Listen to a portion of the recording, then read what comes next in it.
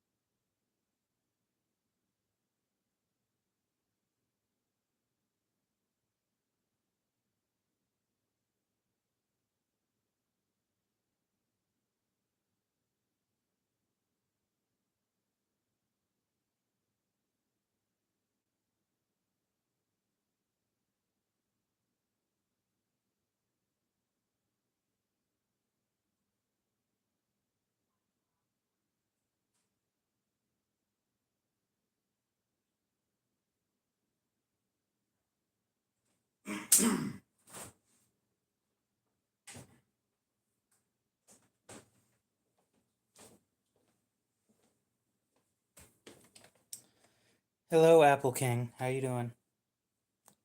I didn't know that I left this unplugged all night.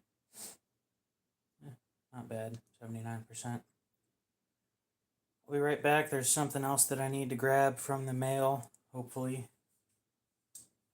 I hope it's there. If not, then that sucks.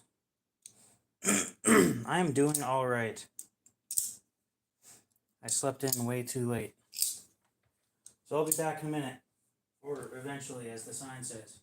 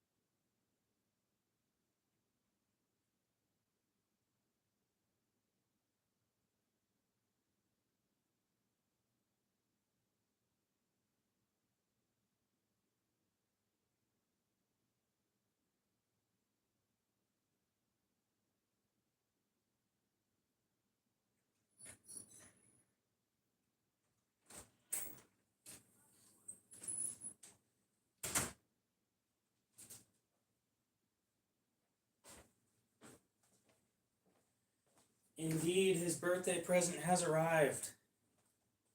But I can't show you guys what it is because, well, one, it has my address on it, and two, he watches these sometimes. So, yeah.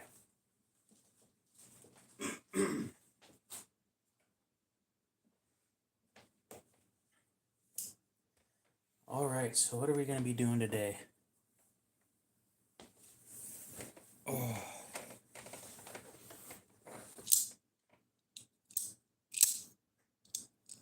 Other than playing with knives, obviously.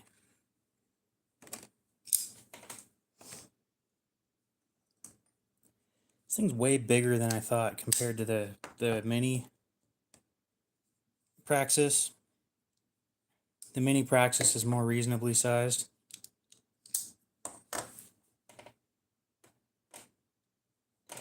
There's one.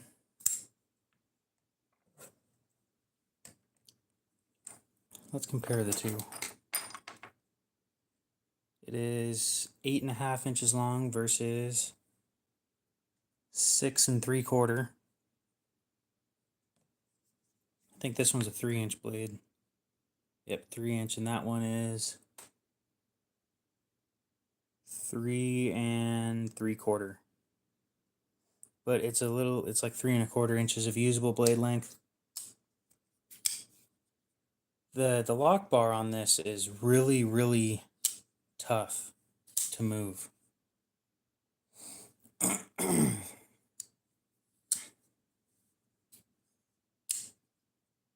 You probably could if you look hard enough. Like, this is really nice and easy. This actually takes effort to try and close it. My thumbs are killing me lately because I've been playing around with these.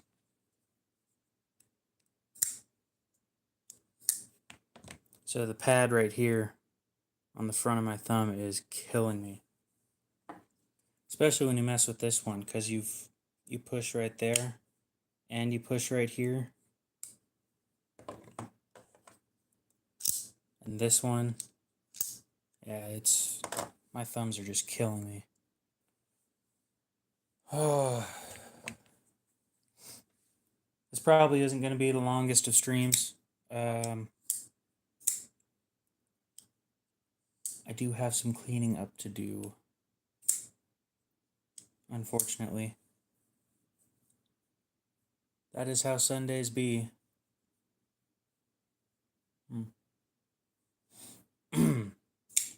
So what's everybody up to today? I'm assuming church is over for most people that go.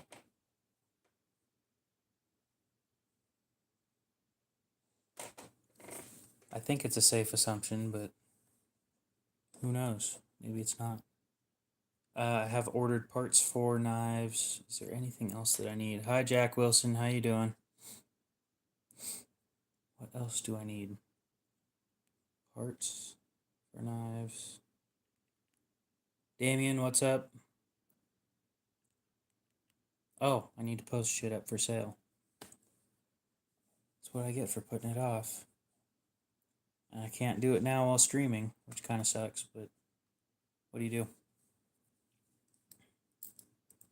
The watch I'm wearing today, if I wear it for the whole day, I highly doubt I will, is Pagani Design PD-1717 NH35 movement. It has the date wheel inside, but they decided not to have it showing on the dial, so it's just sitting there behind the dial being unused. It is an automatic movement, but you can also wind it yourself.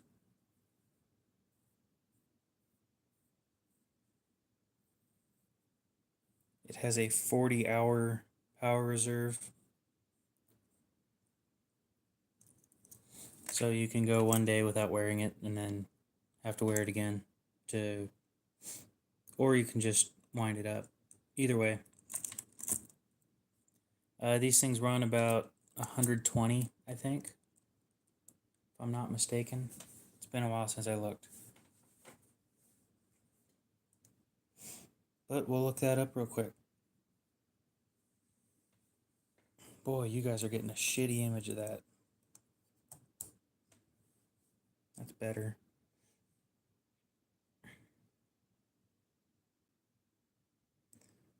PD-1717. Yep, 120 on Amazon.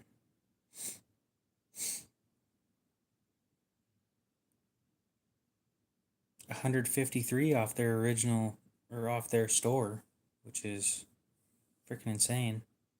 And I got it for $45 with the box and everything. $44.99. And it came with an aftermarket bracelet as well as the NATO strap. And I'm not going to put the NATO strap on and take that off. That takes way too long. With an off chance of possibly screwing it up.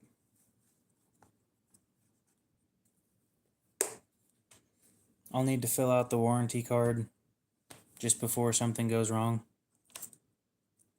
So, that's fun. Anyway, Nice bright blue. You won't see the blue unless you're out in sunlight.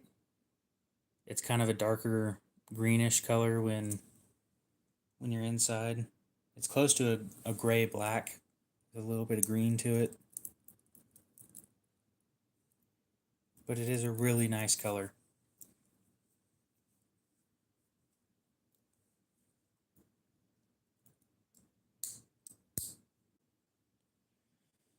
And being that I just took a shower, it is a little tight. On to some stuff that I want to take apart because I'm bored.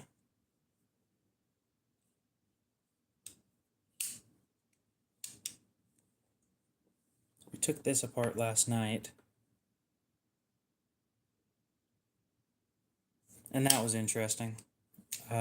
Lots of titanium. Almost the whole thing's titanium. I don't think I want to take apart a Launch 5. That just sounds like a bad idea.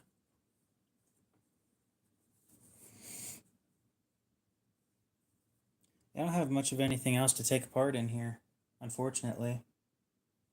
On the expensive side of things.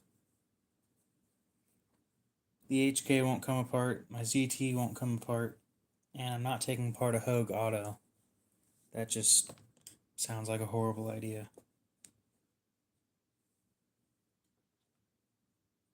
Might take this one apart again, because it was kind of entertaining for me. Gave me something to do. Oh.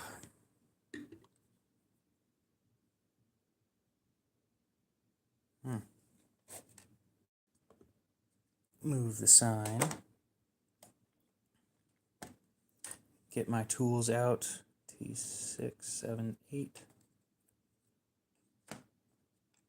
We'll need a T8, and we already have a T6 out and ready. So we'll start with... Actually, we'll start with the pocket clip.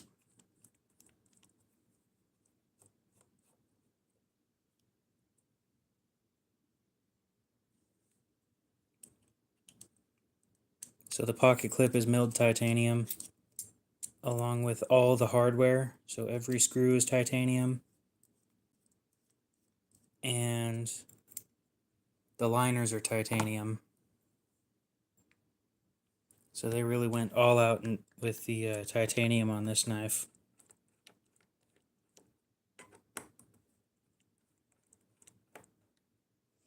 Yep, you have a good one. I'd show up tomorrow your streams, but you stream at like 4 a.m. and I'm way too tired lately. Or I'm streaming at the same time. So, right there.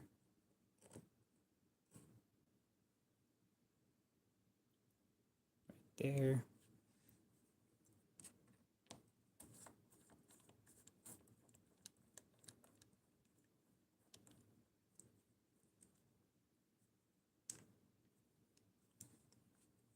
Front scale is G10, black G10 with orange on the back.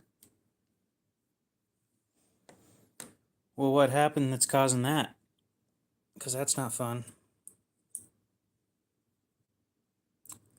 Titanium plate. The blade on bearings.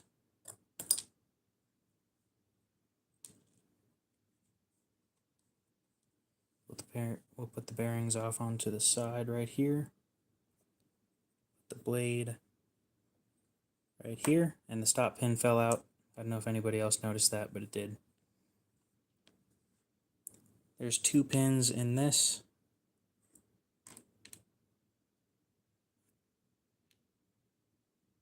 And we will put those right there and right there. Oh, yeah. No, I didn't know that. Yeah, not great stuff going on over there right now. Stay safe, though.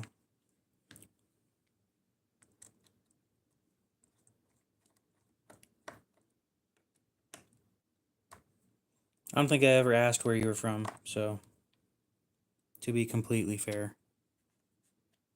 Backspacer. It doesn't really change anything to me. If you want to change the topic, you can. It's just another country to me. Drop those screws. Take the plate off.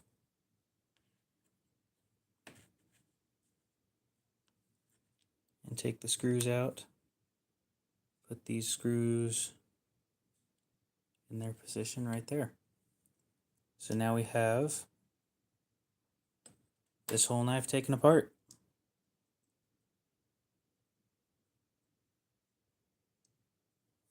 Beautiful. So this knife is exceptionally rare. There are at least 162 of them, because this is number 162. The company wasn't around all that long. I think they were around for like 4 years. And they didn't make a whole lot of these, and there aren't very many YouTube videos on them. Here's what we're going to do. We're going to put this right here.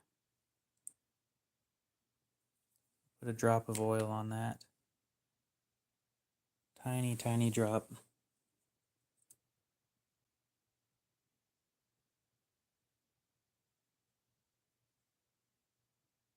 And of course it's too much. That's the fun part about messing around with oil, is just a tiny, tiny drop. We're taking this knife apart and putting it back together because I'm bored. That should be enough.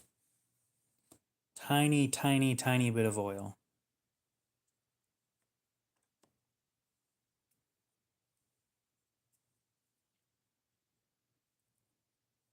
There aren't very many of these, so every chance that I get to show it off, I do.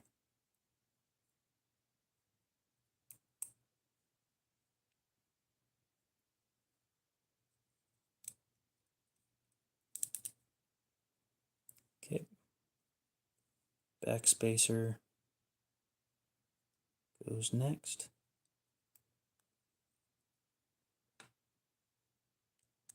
So we'll screw on backspacer. Line it up with the other screw. Screw that in as well. So all the screws, I've brought this up earlier, all the screws on this knife are titanium.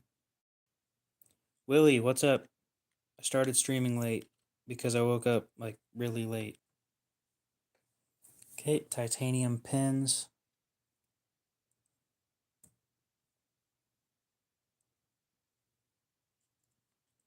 Titanium liners. Everything on this thing's titanium other than the blade and the bearings and scales. The whole thing is, I think, T8 screws, which I greatly appreciate. I wish the company was still around so I could brag about it a little bit more, but I think I tightened those down already. And beautiful. Just double check. Oh, I didn't. So the company's name was Tesseract Tactical. So their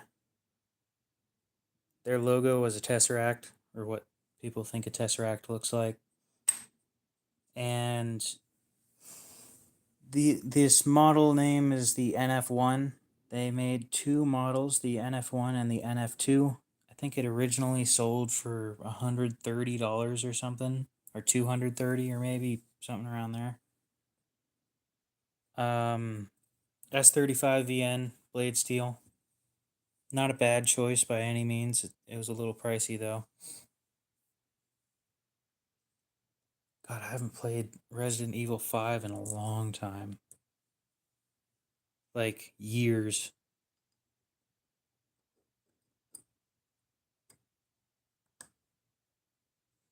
Okay. Now for the other, right there.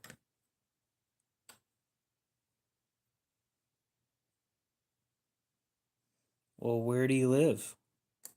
State-wise. Forgot that I needed to leave those loose just a little bit. Oh, yep, no, you're screwed with that.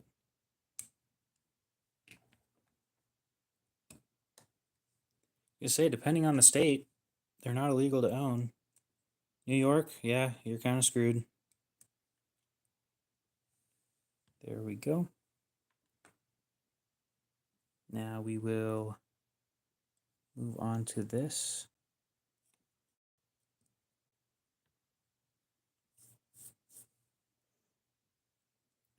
You know who you should follow on Instagram and support? They're called Knife Rights. Their whole deal is they bring lawyers to states that are having their knife rights taken away. Stuff like switchblades being illegal and overly large knives being illegal to carry and stupid stuff like that. And they bring lawyers to overturn or to convince people that it isn't worth making a law over, or it's worth changing the law to get you more rights. I think it's in New Orleans, or not New Orleans. What state did they just win something in?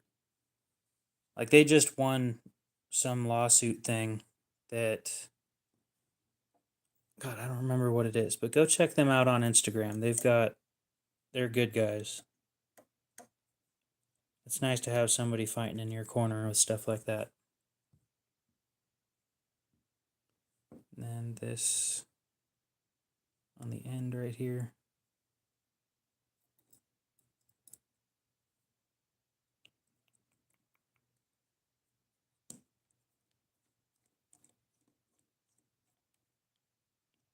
Okay. Now before I close it all the way, is it going to rub? Nope. We'll tighten it a little bit more. Beautiful. Easily one of my favorite knives. I just wish I could carry it, but I don't have a second one, so I don't make them anymore. I would carry it other than that. I'd love to. We're going to go along with a Rat 5. It was S35 VN. Or the Rat 1. Rat 1 takes a lot of time because of how many screws it has. I think it has 12.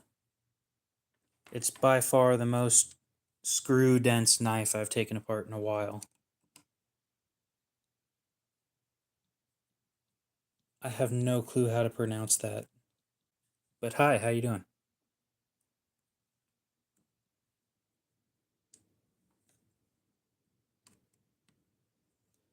So these screws are all T6 Torx bits. Bangtan 24X7. How you doing? Welcome to the stream.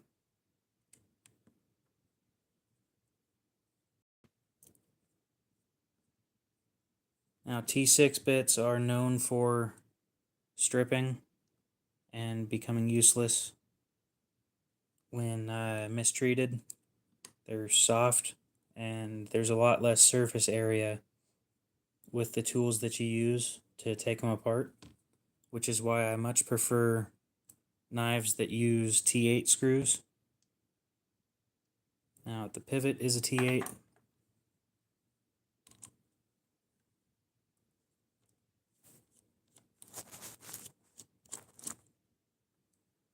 Thing's basically brand new. I took it apart last night. It doesn't need to be taken apart. But I'm bored and have nothing else to do, so here we are. Take the blade off. It is sharp, but as long as you're careful, you won't get hurt. Okay, so I've never taken the other side of this thing apart. I don't think I need to, because if I do, it's another 2, 3, 4, 5, 6, 7, 8 screws to take apart. So it's got 12, 13, 15 screws total. It is a lot of screws. We might as well take it apart. I just need to remember that all of these screws go up in the opposite order with their barrel spacers. Oh yeah, it's a T6.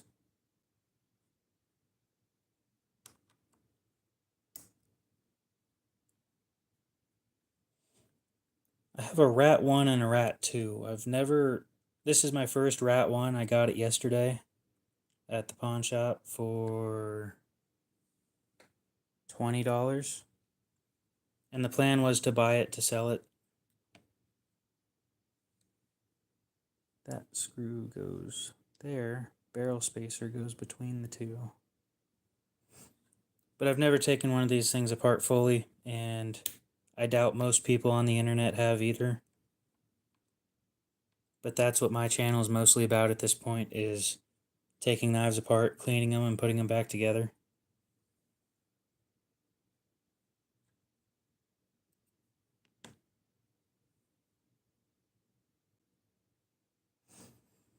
Eventually, I'd like to get into watches, but they're a little more complicated.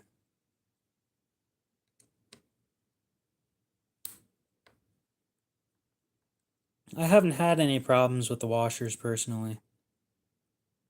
It is interesting that it has nylon and phosphor bronze washers.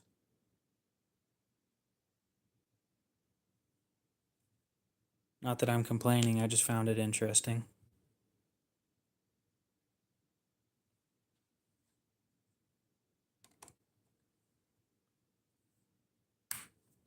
The part that I'm more worried about than anything else is T6 screws, as per usual.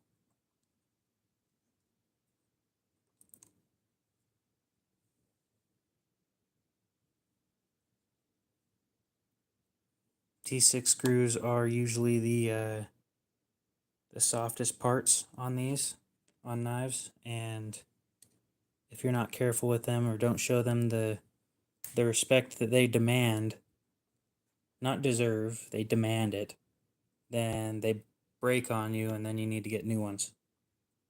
It's never fun to play with.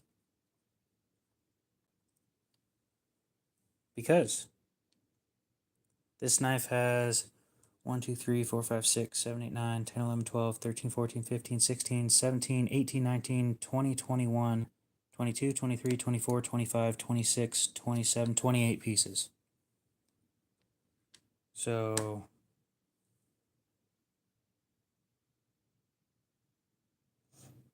you know what's an old knife?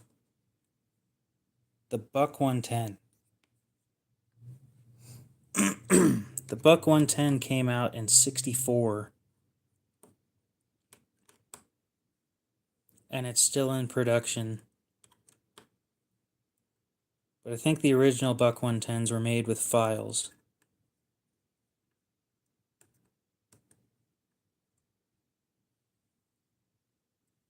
They're expensive. Even the regular ones are expensive, but the automatics are real pricey. So now for the fun part. Wait. No way. That's the first time I've seen that. I didn't know that this wasn't a single part. Come on, don't break on me. No way. That's really unique. I've never seen that before. A barrel spacer used as... No joke. That's impressive. I didn't know that they did that. That's a replaceable part. That's a first. And off it comes apart. These plastic or G10? Looks real plasticky.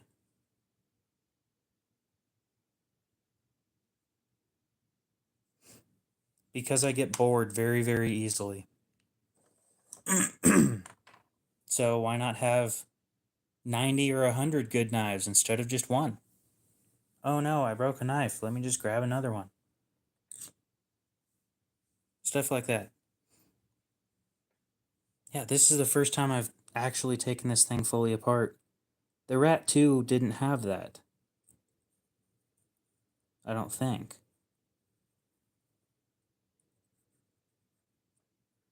Getting some nasty shit that was left behind. They sprayed down the whole pivot area with this orange crap. The previous owner did. And I cleaned it all up last night. My god, that dude and his turbo, he thinks his turbo Volkswagen Bug is a race car. And he treats it like it is, but it's a Volkswagen and it's gonna blow up eventually. Yes, I'm throwing shade on Volkswagen, but I'm not wrong.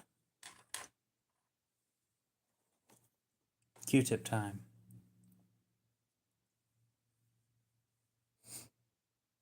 Yeah, that's interesting. I've never seen that before.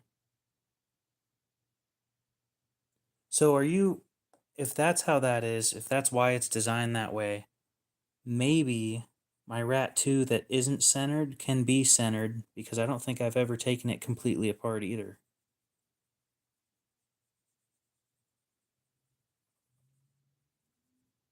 This is all that shit that we're cleaning off right now.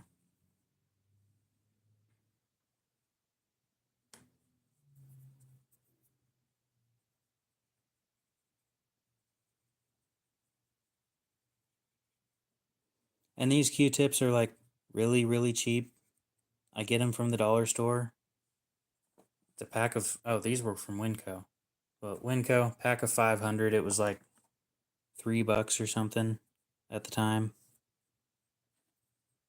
Anything else there is?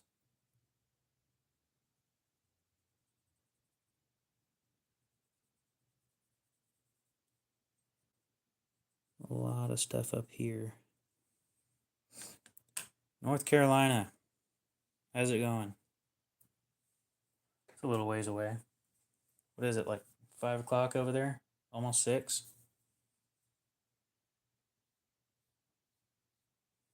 No way. People watch me while eating dinner.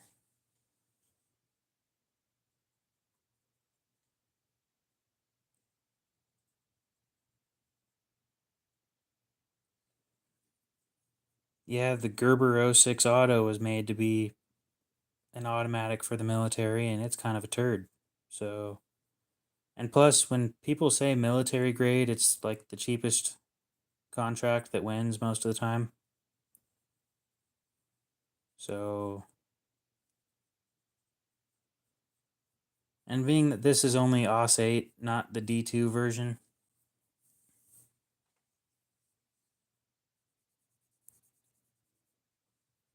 I'm not saying it's a bad knife, I'm just saying I like D2 more than I like AUS 8. But I'm sure it strops up easier than the D2 version does. Okay. That's pretty much everything that needed to be taken apart, but that is all the parts. So we'll go ahead and count them real quick. 1, 2, this has the other scale under it, so 3, 4, 5, 6, 7, 8, 9, 10, 11, 12, 13, 14, 15, 16, 17, 18, 19, 20, 21, 22, 23, 24, 25, 26, 27, 28, 29, 30, 31. So this knife has 31 parts, which is why you take it apart like it's a gun. There are so many parts, and actually I think I own a gun that has less parts than this knife does. It's more complicated feeling, but because there's a lot more moving parts. But this has a lot of parts that just hold it in place. So we'll go ahead and start putting this thing back together.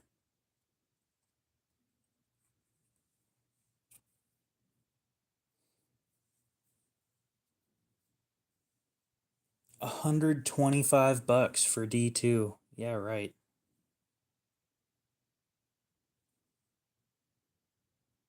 You would not catch me paying that much for D2. Well, let's get this in first before we start moving forward. There we go.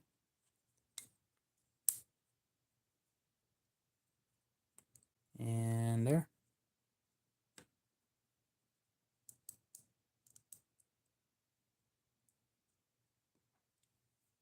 And then the T8 bit.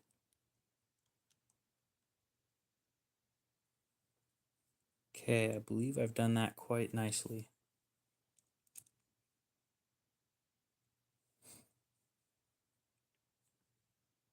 Yeah, Strider still is kind of small. So this one goes over here. We'll put the pocket clip on first.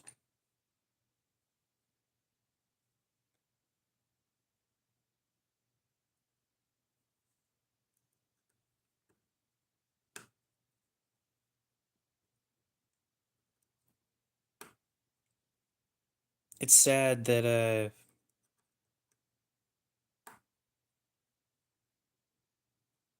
how's it going over in Germany? It's pretty late over there, isn't it? Okay. Next. Let's see. So it goes like this, which means this.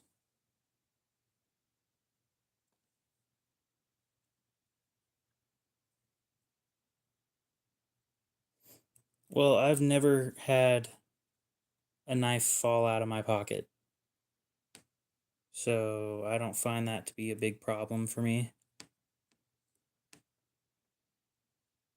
And the thing's basically brand new. There's no point in bending things that don't need to be bent.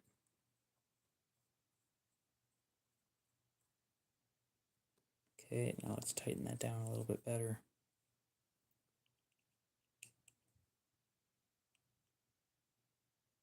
Okay. On to the next one. Andy, how you doing?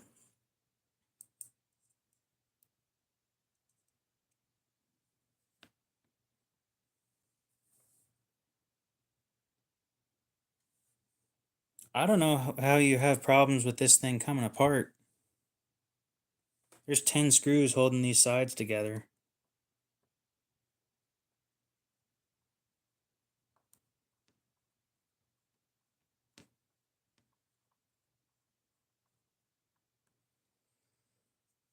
Tighten it up a little bit again.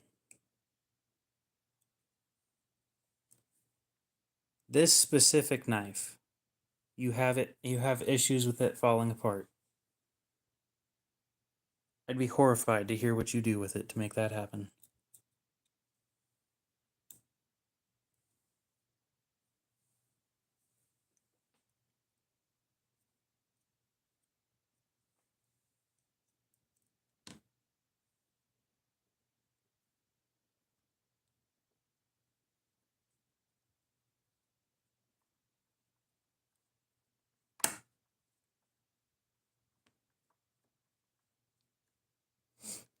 Nope, just putting a knife together. I didn't make it.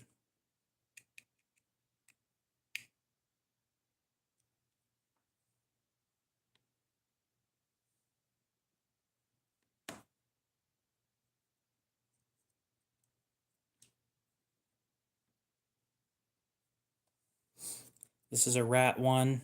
It's designed by and manufactured by a company called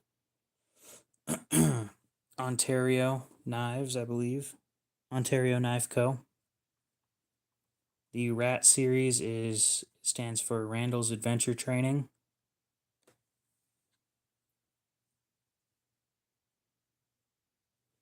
Yeah, that's your fault. Breaking the tip of a knife is typically user error. Why am I putting it together? Because I took it apart.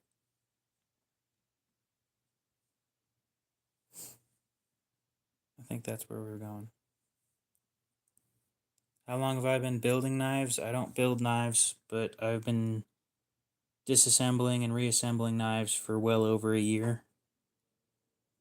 I do it for YouTube, so. And here we are on YouTube doing that. Yep, that should be quite solid right there. We will put a tiny, tiny drop of mineral oil after cleaning the sections that need it.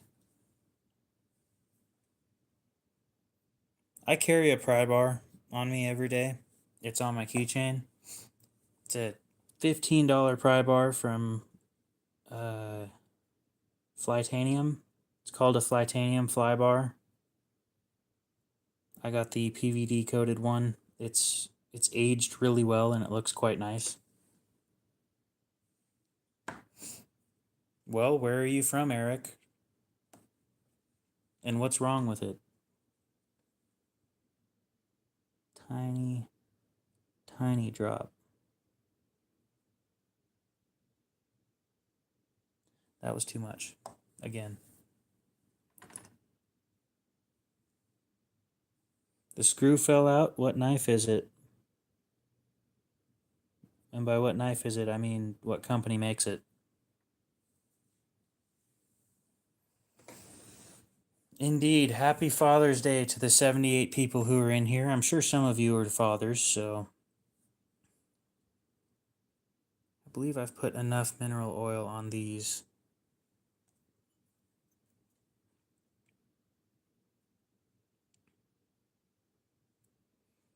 The reason I ask what company makes it is because some companies will send you out free parts for you to fix it yourself. Kershaw is one of those companies. CRKT does the same thing. It's the reason why I support them.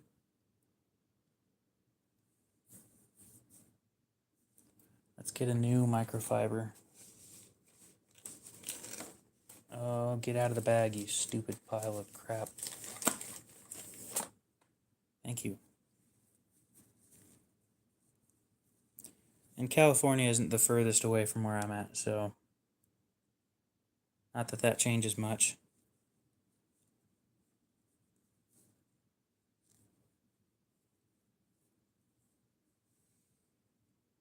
There we go. Nice and clean. Then we'll take these off. We'll wipe down that right there. Wipe down these washers. Got to be a little careful with the nylon ones. It's food safe. I use mineral oil because it's food safe.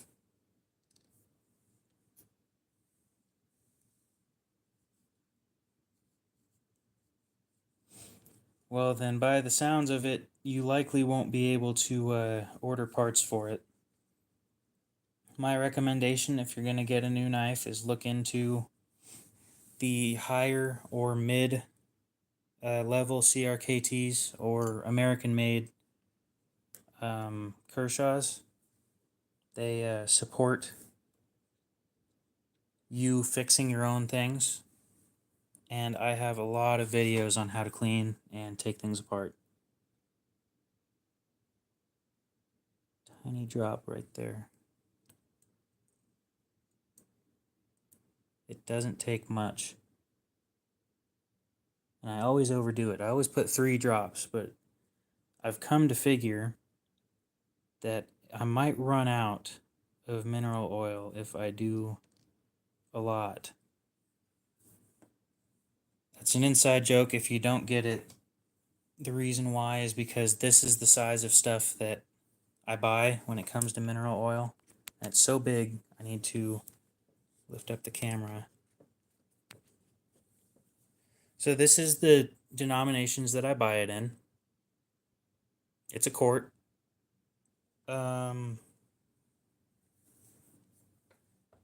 quart, well, let's see. One of these bottles will get me easily 100 knives. And one of these bottles is like an ounce. So it'll just last me forever. I'm never going to run out of that stuff. And thank you for the subscription. I appreciate that. Little drop right there. It also prevents wear on the blade. That's why I use lubrication, but the mineral oil is specifically because it's food safe.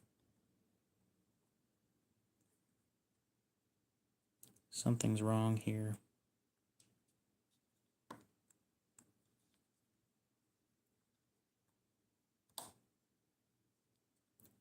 It's not locking up quite properly, which means we need to loosen this side. So we'll take this off. Yeah, saw that coming. We'll grab the T8.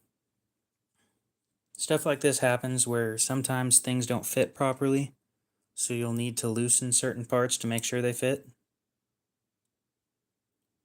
Give them a little bit of wiggle room to fit properly, and then when everything's all put together, you tighten them at the end. That's more like it. Yeah, so what was happening was the liner wasn't locking up properly. It was just sitting right there. I wish it would show better on camera. It was sitting like that. And that's not enough retention for me to feel comfortable with this. So we'll tighten everything at the end, or we could just tighten it now. Probably not a bad idea because I'll forget.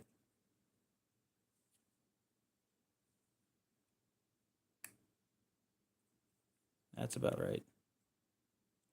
Crab with a knife, what's up? How you doing? Sean, how are you doing? I think that's about right. Beautiful. No, that's perfect. It's about 50% lockup, right where I want it to be. Straight razor guy. Indeed, you do see some sharpening stuff in the background. Tiny, tiny drop of oil. Nylon washer.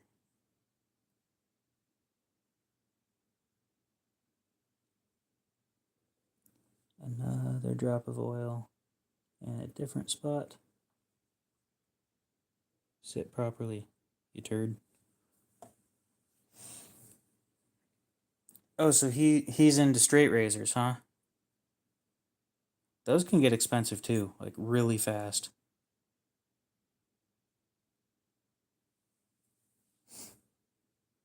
Well, maybe you should change your channel name to Straight Razor Guy. How about that? No. Let's separate this real quick.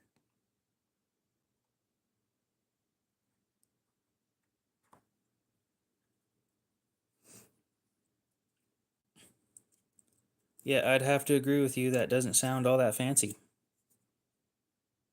Oh, that is nasty. All that is that sticky stuff from the other night that the previous owner sprayed into this thing. No, don't tell me that's what that is. You know what it smells like? Give me a sec. I gotta think of what the smell is. Because it's familiar. What is that? It smells like peanut oil. It doesn't smell no, it's vegetable oil. That's what it is. That's what oh my god. Pro tip, don't put vegetable oil in your knives. It doesn't smell bad, it's just weird. And it doesn't lubricate as well as other stuff. So that's what this dude was trying to do. Yeah, it smells like vegetable oil. It's not a really familiar smell because I don't use it all that often, but that is so weird. And there's so much too. Like, look at that. You can peel it off. That is nasty. But it's food safe, I guess. I didn't take the front half off? Really? I thought for sure I would have taken this whole thing apart. I was scared I was gonna have to ask somebody what that smell is. Cause I was thinking about it and it just wasn't coming to mind. Yeah, this stuff is special. It looks like, not gonna describe that.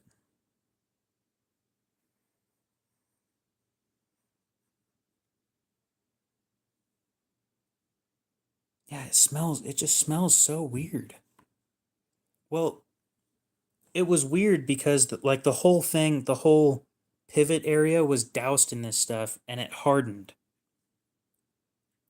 Which is why I'm assuming they sold it, is because like the thing's basically brand new,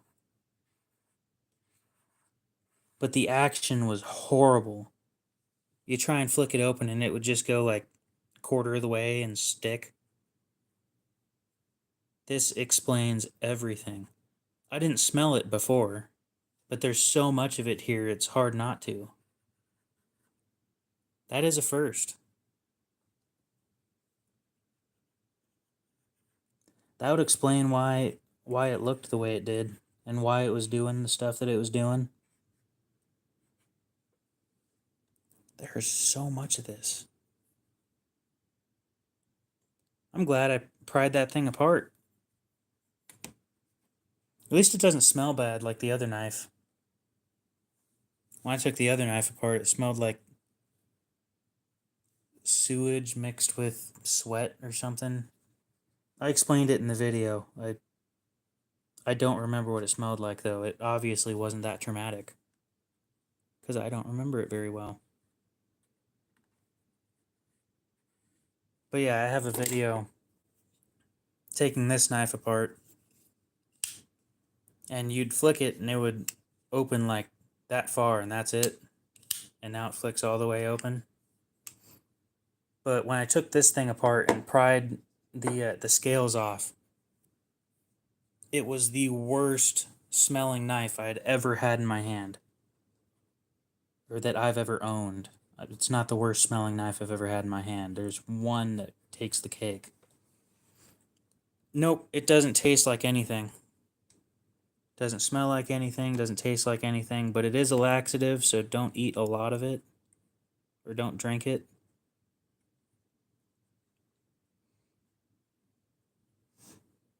If you lost a chunk of the blade, depending on what company, you may be able to send it in and have them replace the blade. Saxophone Rabbit, what's up? Welcome back. I have no clue. But I don't want to find out what that stuff was because I don't. Knowing that I had it on my hands, I don't want to know. This stuff's gummy.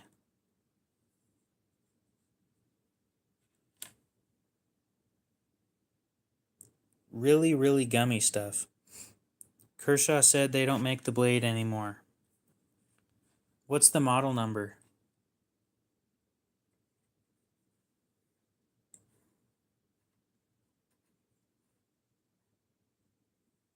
It smelled bad, dude. It is, again, the second worst smelling knife I've ever had in my hand. This one's fine. It just looks worse than it smells. It smells like vegetable oil. There's nothing special about it. The other one, though, when you're done watching the stream, go on to my channel and look up, it's one of the more recent videos, but you'll see this knife in the thumbnail. Oh, it was disgusting. I was going to take that one apart in stream too, but it was really expensive and I kind of just wanted a video of it. And I fast forwarded the video. It's like 30 minutes of cleaning, shrunk down to 3 or something. I know for a fact it took me 45 minutes to finish it with a lot of scraping. That's a lot better. We'll go ahead and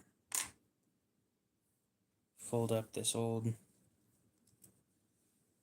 my old microfiber that I used to clean everything, and then we're going to throw it away after wiping all of that down.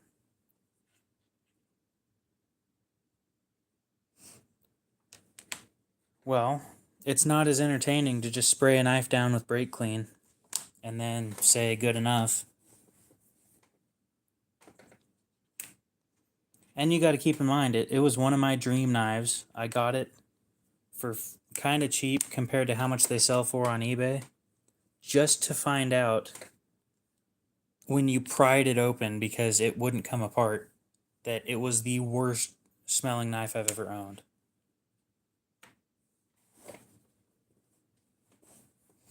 Tips on buying knives? Sure, I got plenty. What are you looking for? What do you want to do with it? Oh, that is sticky. Yeah.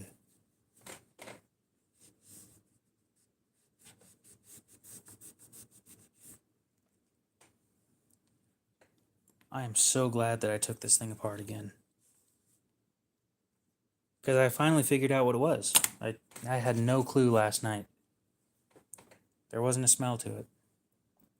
So, isopropyl alcohol again. I go through a lot more isopropyl alcohol than I do the mineral oil, by far.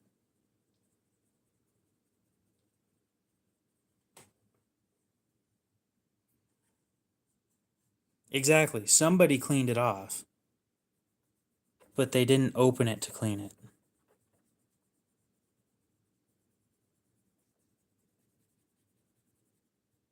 Somebody understood that this thing smells like shit and I need to clean it. Is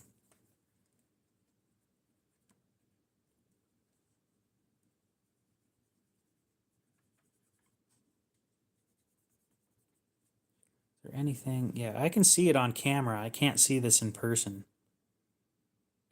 Yeah, you're probably right with that. Partial serrated blades aren't my thing. Nope, it's in AUS 8.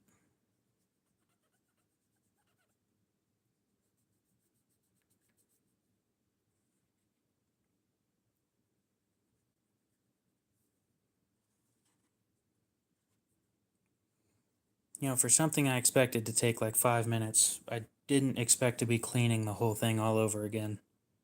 Not that I'm complaining, it's just didn't see that coming at all. So a little bit of stuff right there.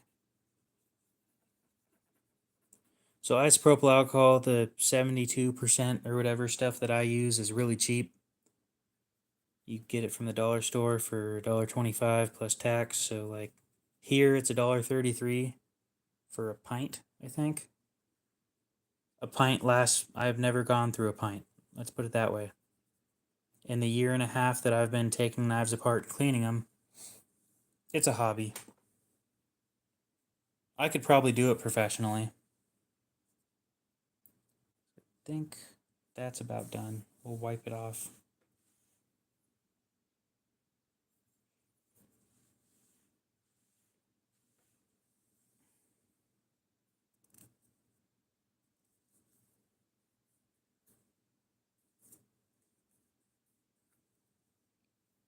There's a little more stuff that here that won't come off with the Q-tips, so you just kind of rub it. I walked into a gas station, saw a rainbow knife, said, "Hey, that thing's shiny, I want that." Grabbed it, bought it, and then left. Went to another gas station, like 200, 300 miles away, saw another knife, grabbed it, bought it, and left. Then I started realizing, whoa, they're not only are they shiny, but it's deeper than just shiny. It also goes to quality, and there's quality products, and the stuff I bought was dog shit. So I continued buying more expensive stuff. I'm very, very thorough with what I do. If I wasn't thorough, I don't think that people would be watching. But I do find it entertaining. It's just something to do. You never know where the knife's been. Oh, that was sticky. Ew. And I don't mind going through... God, this whole thing's sticky. Well, I'm going to clean right here and have a nice big spot to put a finger that isn't sticky. But yeah, I'm extremely thorough with what I do. I take pride in my work. Not too much, but it's nice to be happy with a finished product. No. Laundering murder weapons. No.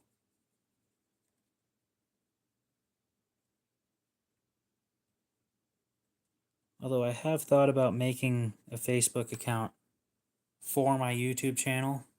I know what you meant by therapeutic. And advertising that I clean knives. Have a 1 week turnaround. And just clean them all on stream, if possible. So I get content out of it, people get entertainment, and I make a little bit of money.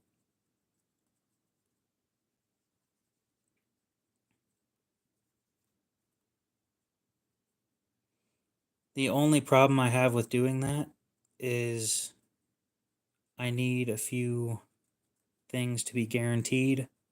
I need to know that I can take the screws out. And that's a big ask on a lot of knives.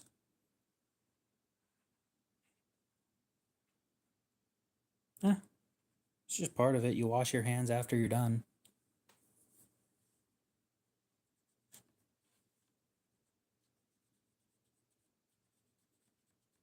I mean, what's the worst I'm going to find on a knife? Whoop-de-doo, somebody went hunting and didn't clean it off first. I really don't care. It's not that big of a deal to me.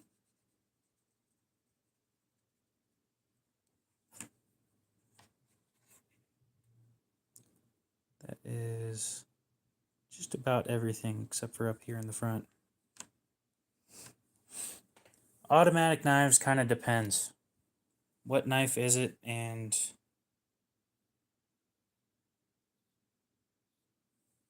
it's mostly what knife is it. Probably. But that's why you wash your hands. And make very sure that you don't get cut.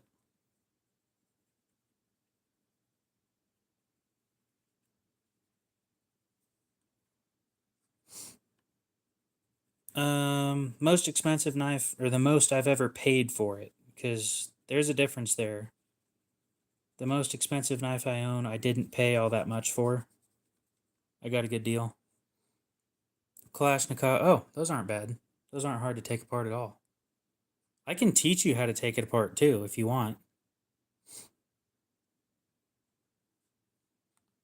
I highly doubt I would charge extra. I'm getting content out of it. With each knife, I get like 10, 20, 30 minutes. I know which one you're talking about. Boker makes solid automatics. I have a couple of them, and I don't mind taking them apart. I have one actually here on the table, and I would love to show you how to take it apart. One thing you need to keep in mind is if you're ever going to take it apart, open it first. You do not want that thing flying open after you've taken it apart. Shit goes flying everywhere. But yeah, once I have this thing together, I'll put one of those, or I'll take one of those apart and put it back together. Stray. If you heard the sound I just made, then I highly doubt. I have a cryo. Well, I have a cryo too, and it's actually up for sale.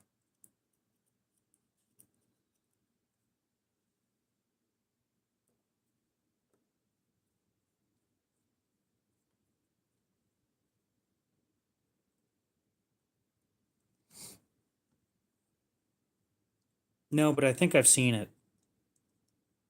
I don't have a whole lot of gaming stuff. I'm stuck back in the 2010s. I have an Xbox 360 and a computer with an i3. Blade Binge, not eBay. I don't do eBay anymore. They charge too much in what's it called? In fees. So why pay them 13% to put it on there instead of going on Blade Binge and buying and selling them for 7.5% instead?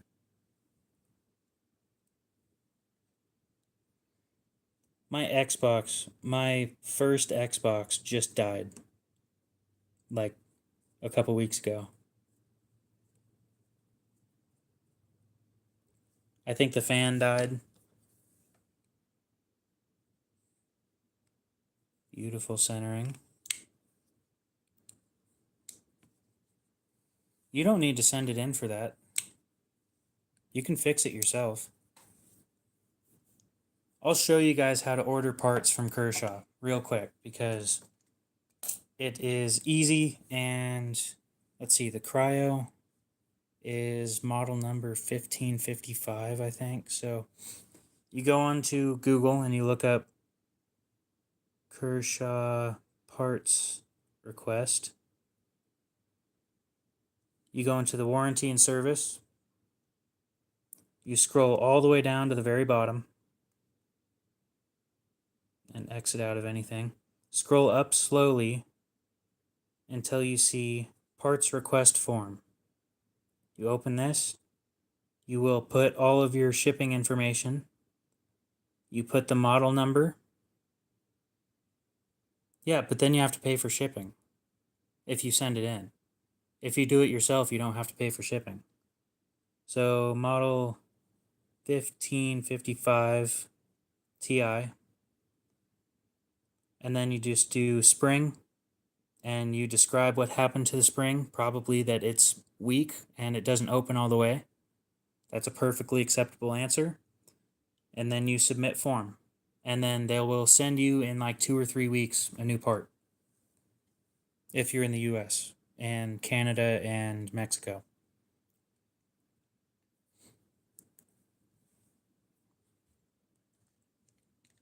Yeah, my PC is old as shit. It was like, I think it was made in 2012.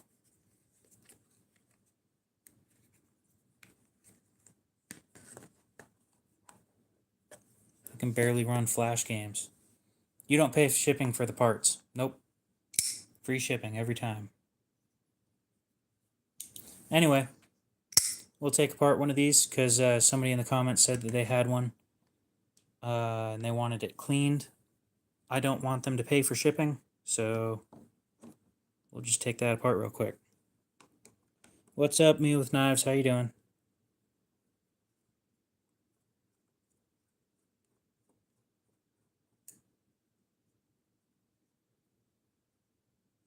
Yeah, if that's not going to come off, then...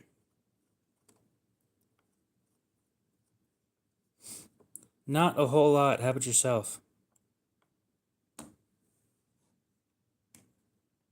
They won't send you a new one unless there's a warranty problem and a part is actually broken. But they will send you free parts.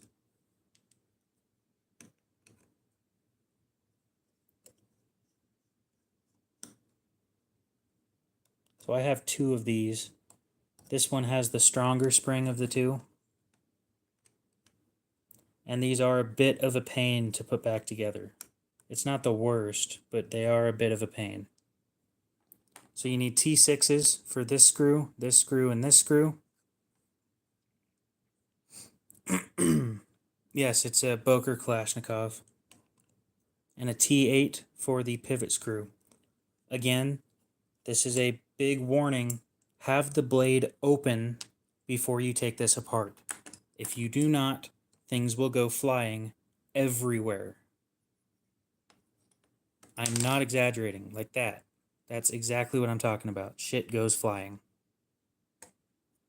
thing is, with it being a spring magnetized blade, damn it. I'll fix that here in a sec. That's just personal preferences, demagnetizing blades. So take this apart by doing this. Okay, there's a spring in here. Right here. This one is not in the best of shape, interestingly enough. Aluminum scales, really easy to clean because it doesn't have liners. Stop pin right there. Yeah, there's not. Why would I do something else? I'm having a good time right here. And somebody said that they needed help with something. So there's no washer on this side, but there is on this side. It is nylon. Be careful with it. I'm not saying that it'll rip easily, but if you do mistreat it, it will rip. Make sure you don't lose this, the stop pin. Don't lose the spring, either of the springs, because it is a button lock. I'm going to go ahead and demagnetize the blade real quick.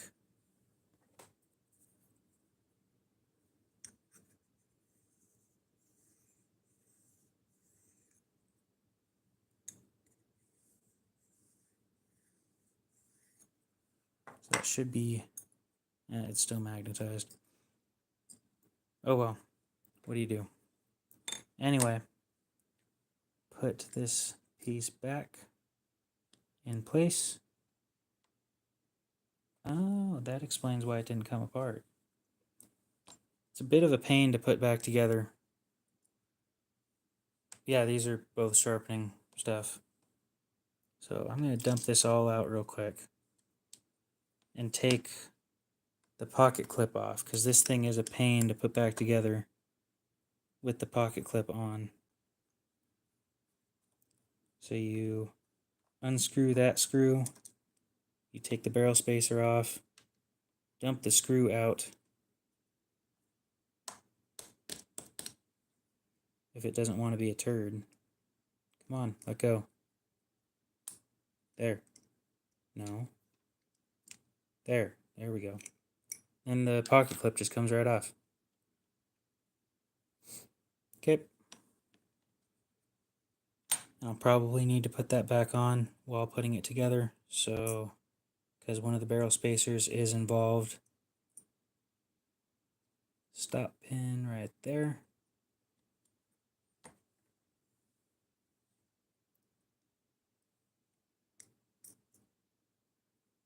There's a lot of play in these things. Makes me a little uncomfortable. Okay, so there's a hole right here in the blade that you can see. This, the end of the spring, goes into that hole.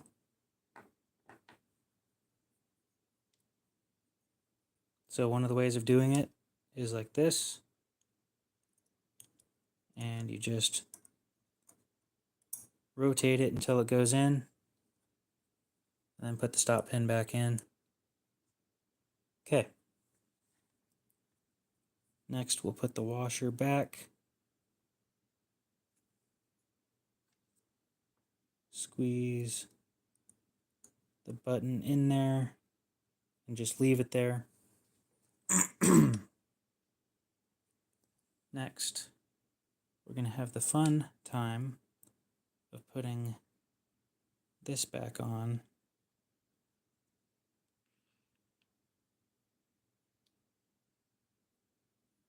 Oh, what a joyous occasion. I did make it look easy. I've done it before. It's not fun. And of course that spring went disappearing. So maybe, again, I screw up while doing this all the time, so maybe don't remove the pocket clip when doing this.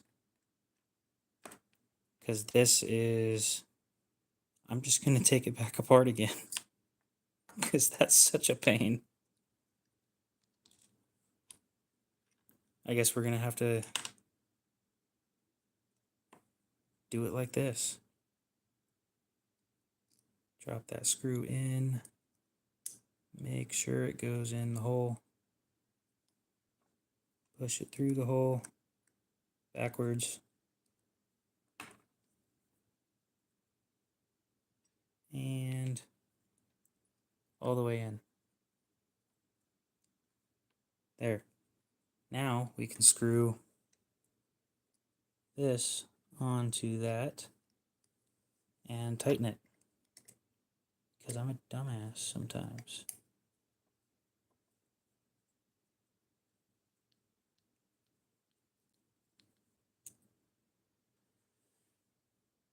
Wrong side. See, this is exactly why I do this stuff on camera, because it's entertaining when people screw up all the time. Get back over there.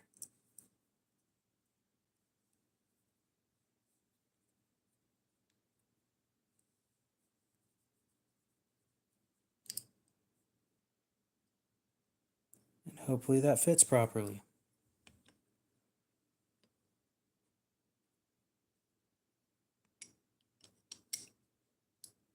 Double check and make sure. Come on, you pile of crap. Fit.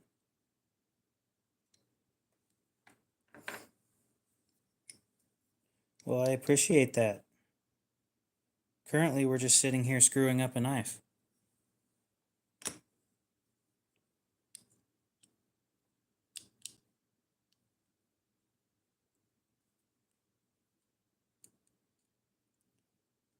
Now maybe it'll fit. That pin in there. Yeah, that is what I'm always doing. But I'm doing it on camera, like usual. Now we will screw that in and tighten it. Holy shit, that's weird. Okay, now we'll put this back together. Drop that in. Put the pivot on. My other one that I took apart was significantly easier than this one.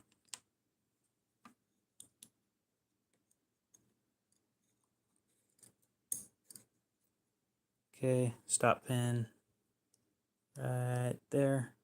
Good. Other spring right there. Plunge lock. Let go of the spring, damn it. Plunge lock. In. Okay, don't go flying, please.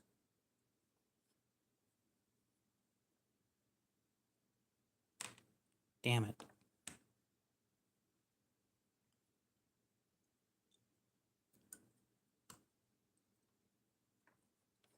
Why they have it designed this way, I have no clue. I'm not sure how long I'll be on stream, so...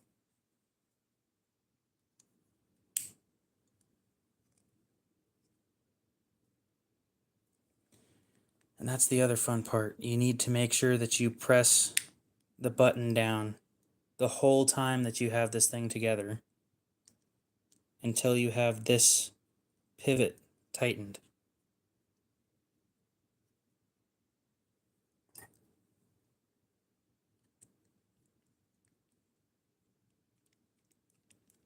Because if you don't, then you won't be able to close it. Okay. Did that fit properly? Maybe.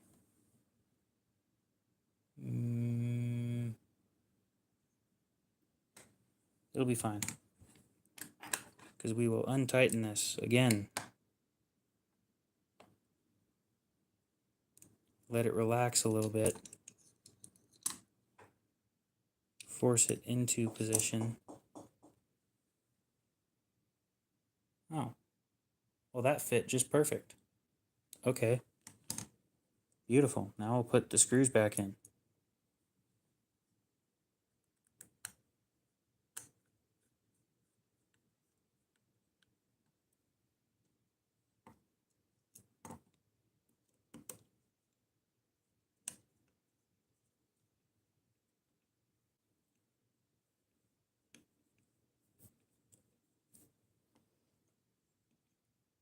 Sometimes I want to use a hammer. I used a hammer last night on one of my more expensive knives, actually. I think on the most expensive knife I own. Okay, it is put back together. It is extremely tight, so it won't open all the way. So what you do is you take a T8, you back it out a little bit, and there you go. Opens just fine. Oh, remind me not to take one of those apart if I don't have to. It is a big pain to take them apart and put them back together. The other one was just easier because the spring was weaker, I think. Just let me make as many excuses as I can to feel good about myself for taking too long.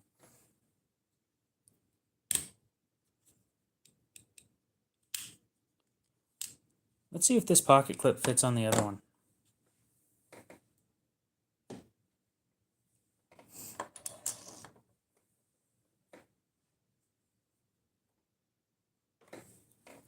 I've never taken these pocket clip screws out on this one. At least we have a quality driver to do it with. Oh, well, that was easy. This one, easy as well. Okay then.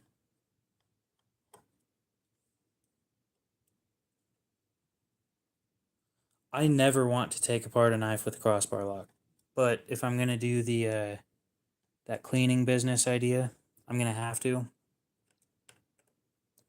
I am not looking forward to that day. I'm going to need to have so many spare Omega springs.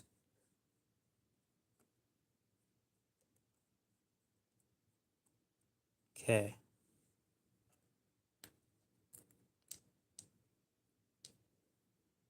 So this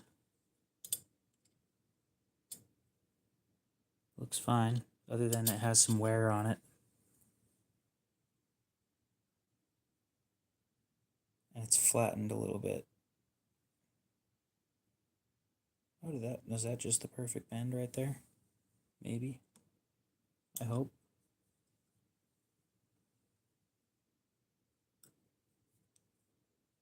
You know, the whole reason I bought that second one was for the pocket clip.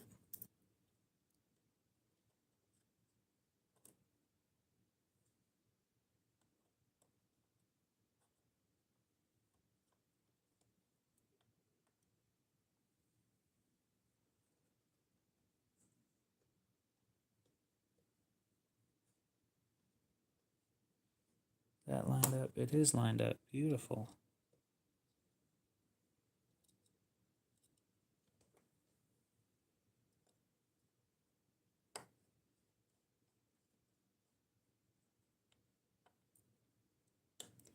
So I think I'm going to go to the Chris Reeve shop and ask them if they can do me a huge favor and glass blast this pocket clip, which would be awesome.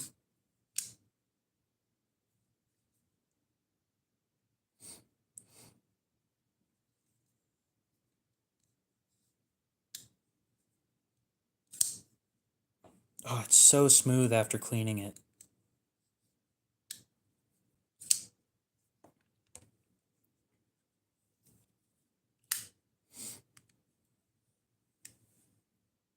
They're a little pricey, but that mirror polish on most of their blades look really cool. Depends. What do you plan on doing with your fixed blade?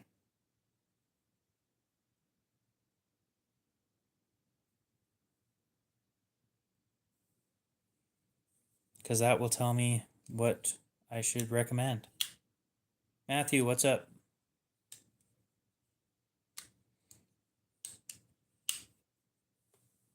Yeah, this thing's just so comfortable. It fits the hand really well.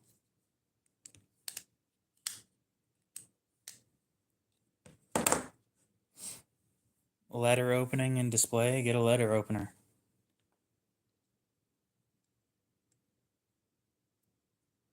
I might order an aftermarket pocket clip for this one.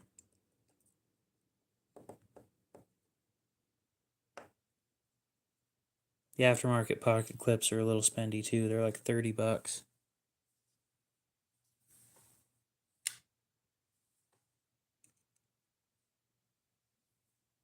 Don't tell me that's as deep as that thing goes.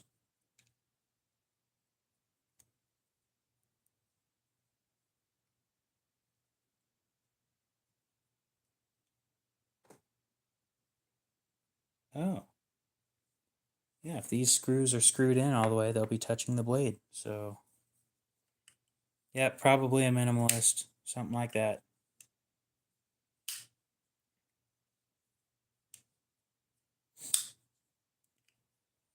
We can give you recommendations, I guess.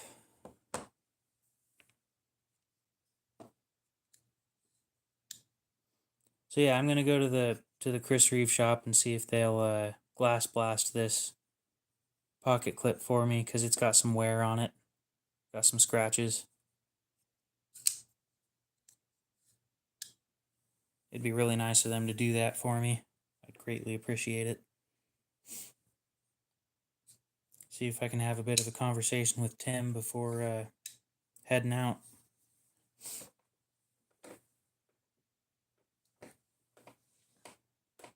So where do I put those?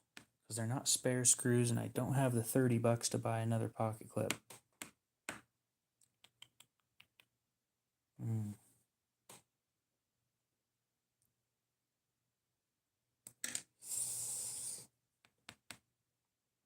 Where would you guys put screws?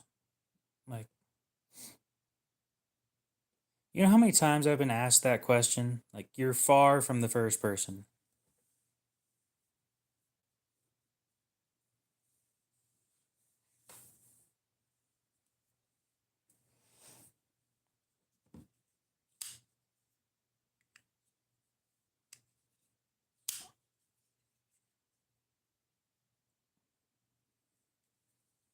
Like 5 miles.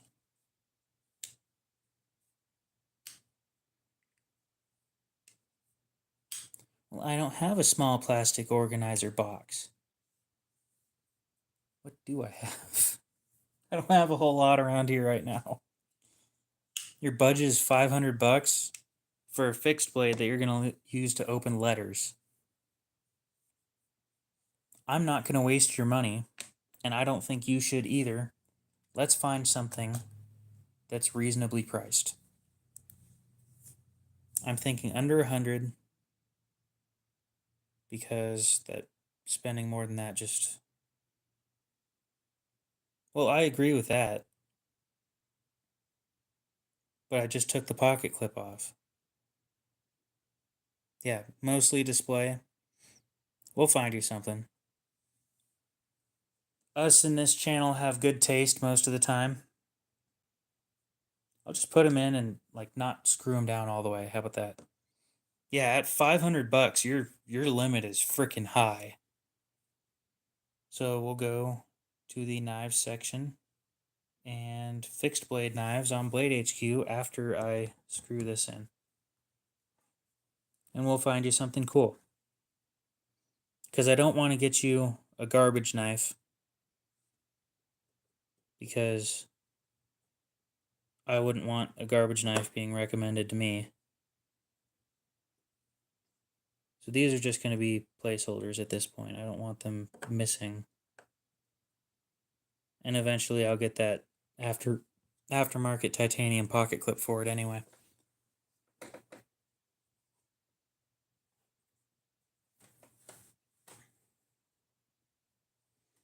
Oh, but now that one's going to slide around. Yeah, but we're looking for display, something interesting, something, you know, something that catches people's attention. Display, you want something that people are going to look at it like, the hell is that? And then you get to tell them. 1950 ST. I'll look that up real quick.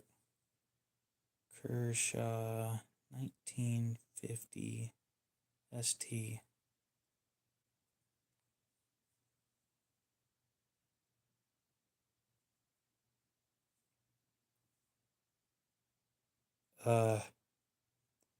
Probably not. Maybe, but probably not. This one, just serrated. They haven't made that one in a while.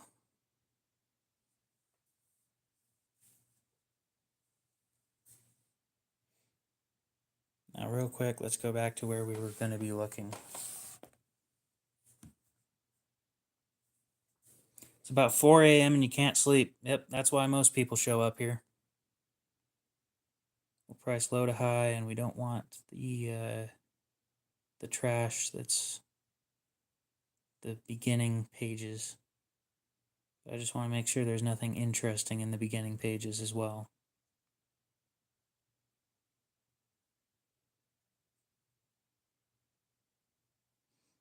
I'll bet it was a great knife. It looked like a great knife. Display knives.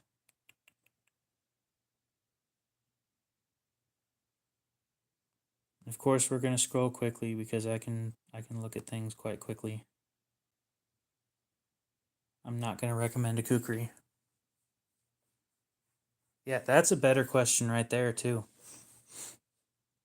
What kind of look do you want? Tactical or actually useful, or a sugarcane knife, or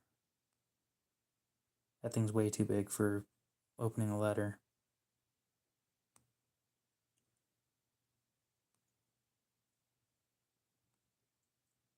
Nope, I just recommend stuff. I buy and sell other knives, and most of this channel is just me cleaning them.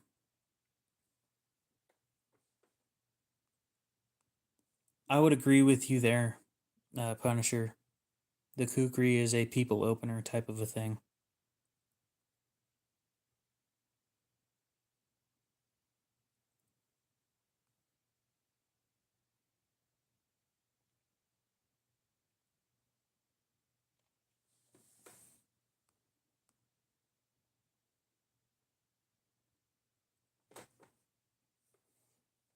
Yep, happy to help. Useful looking. You're given a lot of options. Well, yeah, you'd think so, but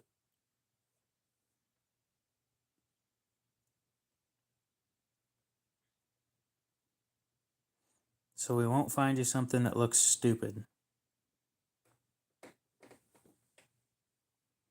I love where this is going because I have exactly zero clue what he wants. He, she, AJ, probably he.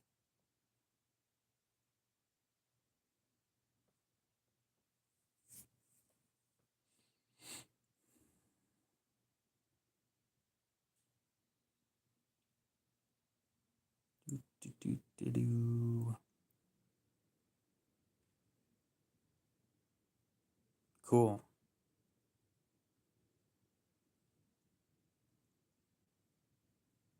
No. That's a throwing knife? A 14-inch throwing knife. Yeah, right. That just sounds like a bad idea.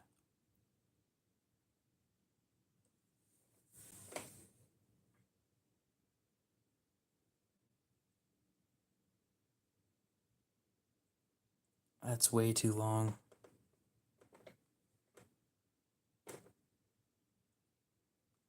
Kaiser Smolt. How much? It'll probably show up if we keep scrolling, but how much?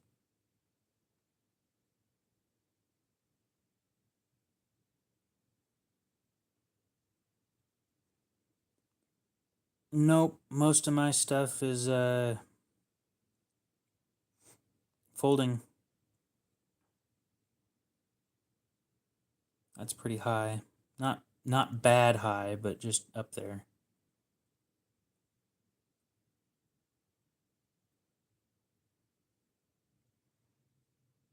I was thinking an SRK, but when I show off an SRK, nobody's going to be like, wow, that's interesting. The fuck is that? MP15 multi-tool with a... It's a tool with a blade. That just Somebody's going to get hurt. You know what's a good choice? If you can find one of the limited edition ones, a buck 119.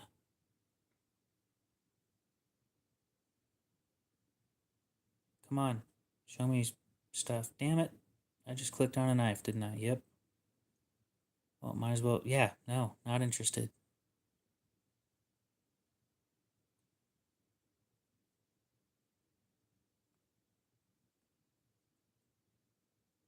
Damn, I thought that was a Spyderco fixed blade for like 30 bucks.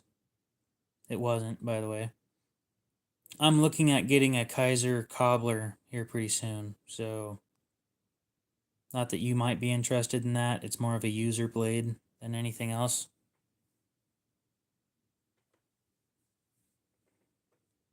Sencut Texo. That's small.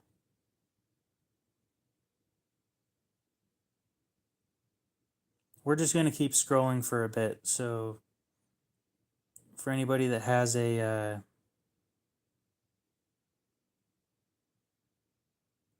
Peacemaker might not be a bad move.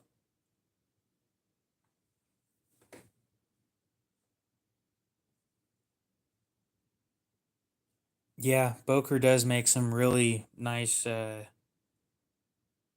might be something to look into. We're in the $30 range though, and I really don't want to waste money, because wasting money is not my thing.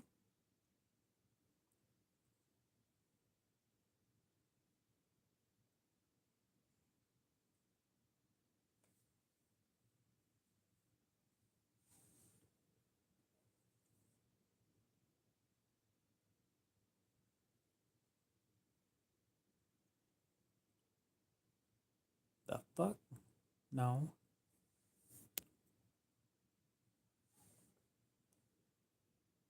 There's the cobbler.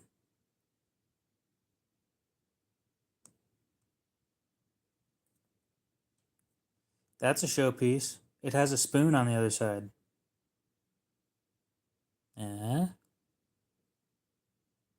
Might not be a bad move. Wait, what? It's interesting. People ask questions. The second from the top. That one?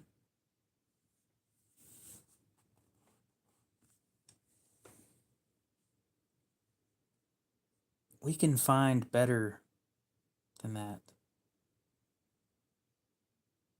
I have something against Smith & Wesson knives, so I mean, you can get that if you want.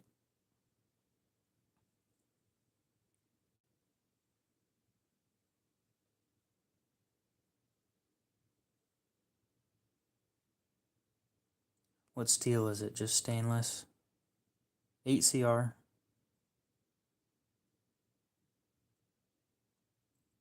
You know, overall, that's probably not the worst knife I've seen for $32. It's not wood, it's G10. It's black G10. Sure, but every time that I see a Smith & Wesson knife, it's trash. This doesn't look like trash, for once.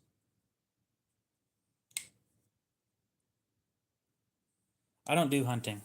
I could, I just don't. It's expensive.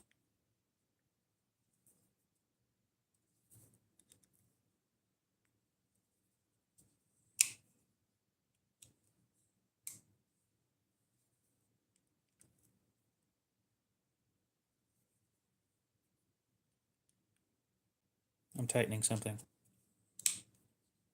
Oh my god, you guys can see a reflection of my phone.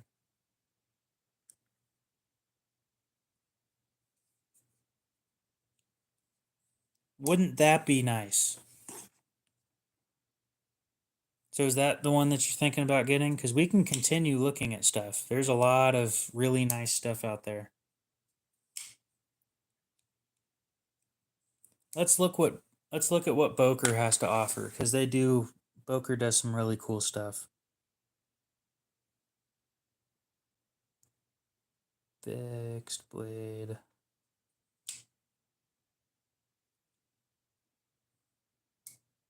Safari, Boker AF Combat. That's 300 though. That's a lot of money. Now let's look from high to low, because they do have some really interesting stuff on the high end. Too much. Too much, too much, too much, too much. Cool, too much.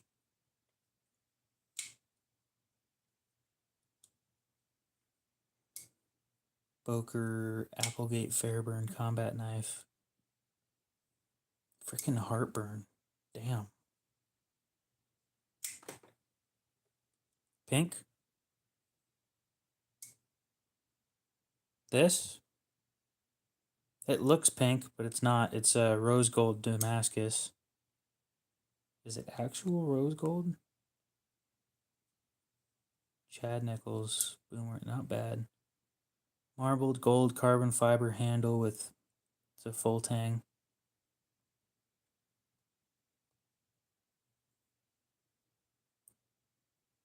Yeah, it's a little out of your price range. It's $680.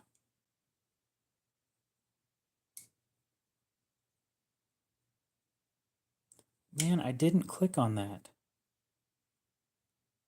Kind of cool looking though, but again, 440 stainless. It is 440C for $615. That's a scam. That is such a scam.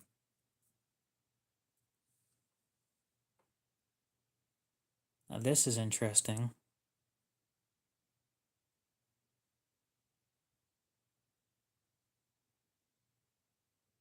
What's the blade steel? 440C. My God. You gotta be shitting me. It's cool looking, but for the materials that you're getting, it's not worth it by any means. You can get the same shit on a $30 knife. It just looks cool, so they're saying it's worth that much. Boker Burnley Barlow. It's a 2.5 inch blade though, or 2 3/4 inch.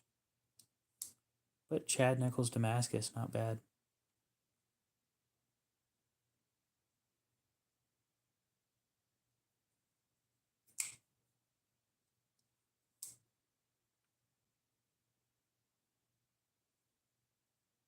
Maybe, but I don't know. What do you think? Boker Applegate Fairburn fixed blade.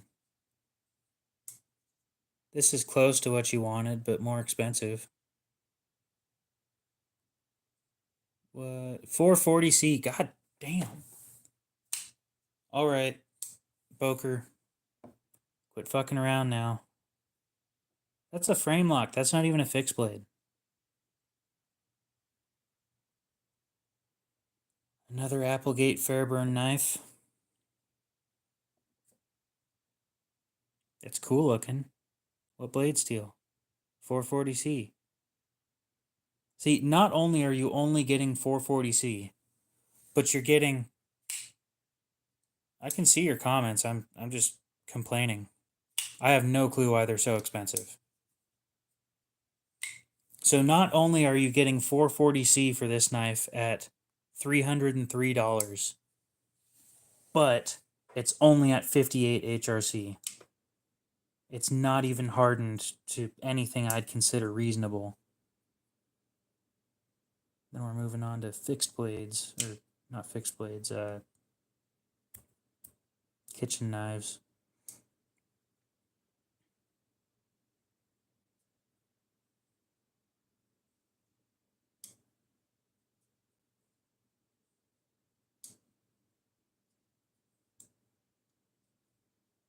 We'll look into that one here in a sec.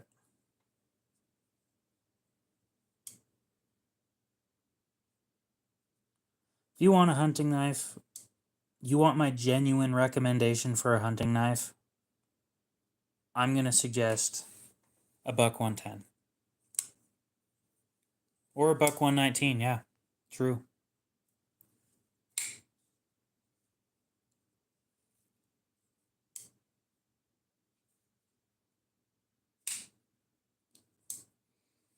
Could be.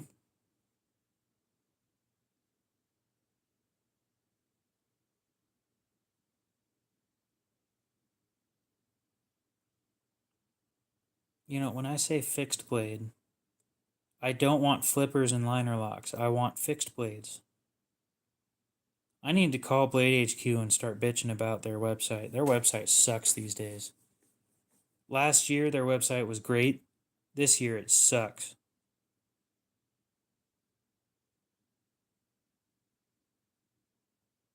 They don't even have any of their interesting offerings on here right now.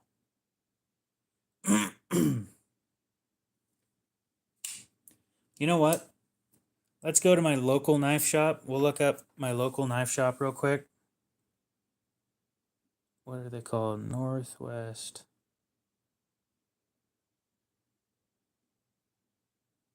Knives.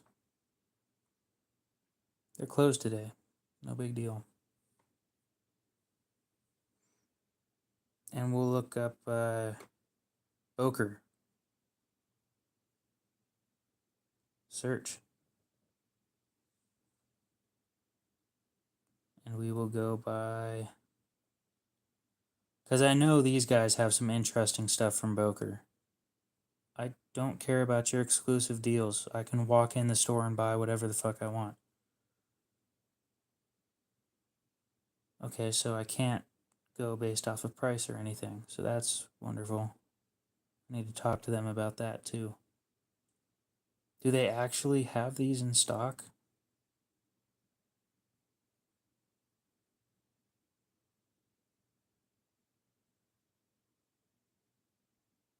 Folding, fixed blade, fixed.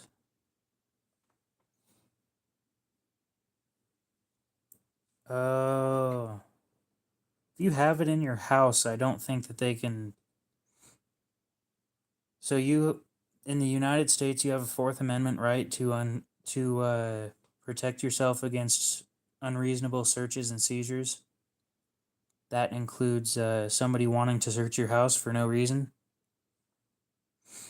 You can have folding knives in your house.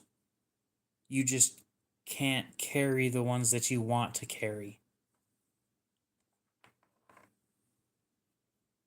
So as long as you're not trying to carry it around every day, you should be fine.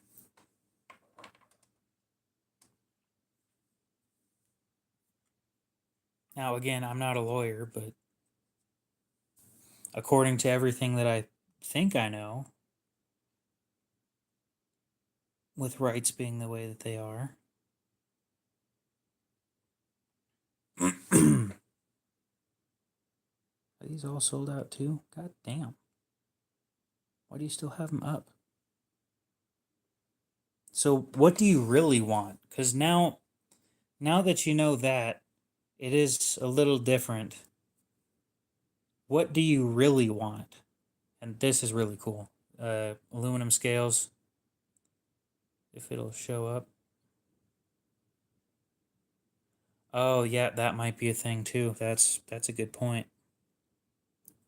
You know, it'd be nice if your guys' pictures could be zoomed in on a phone. Well, if that's the case, yeah, what are New York knife laws?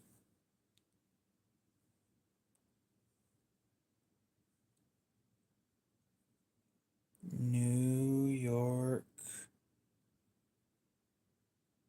KNIFE laws. In New York, certain knives are outright prohibited. Yeah, no shit. Okay, switchblades, obviously. Ballistic knives, that's most states. Metal knuckle knives. Well, glad we weren't looking into those. Cane swords, that's most states. Throwing stars, restrictions on other blades. Possession of a knife, really? Oh, wait. Possession of a knife with a blade 4 inches or more in length in public is illegal, even if concealed. Intent to use. Possessing a dirk, dagger, or stiletto with the intent to use it unlawfully is prohibited. Visibility. Even legal knives become illegal if they are visible in public. You're shitting me.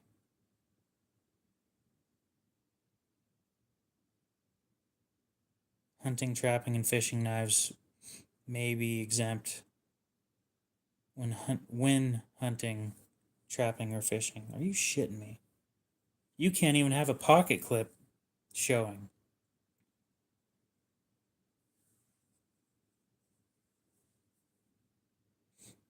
This Samsung's from 2012, I think. Or 2016 or something. No, it's if you are fishing or hunting specifically, not if you have. You need to move, dude. Shit, you can't have anything nice.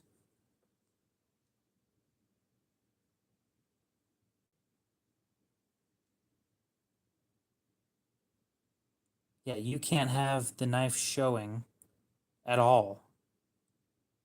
No pocket clip. God, so you're stuck with traditionals. Not that that's a bad thing. But then there's the other side of things. If you pull it out to use it, now you're breaking the law. The hell is wrong with you guys? Not you guys, but your lawmakers. That's bullshit. What are traditionals that make sense?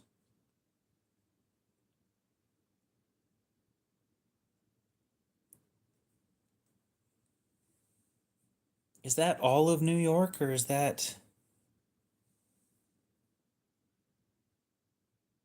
You can own an RPG here, too. You have to have a proper license for it, but you can.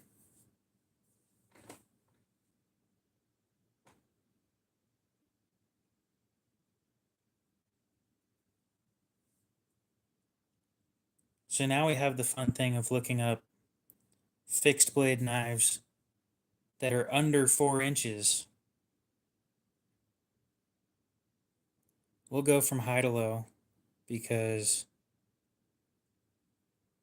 you never know what you'll find.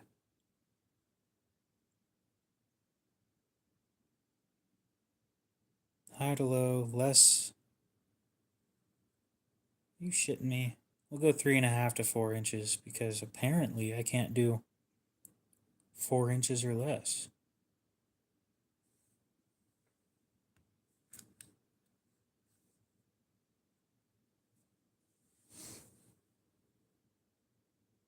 That looks pretty cool. That actually looks really good.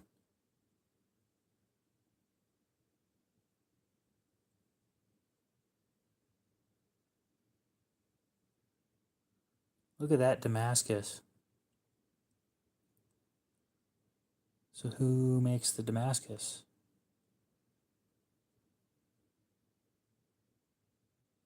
Northern Lights Damascus steel blade. Reindeer antler handles. Oh.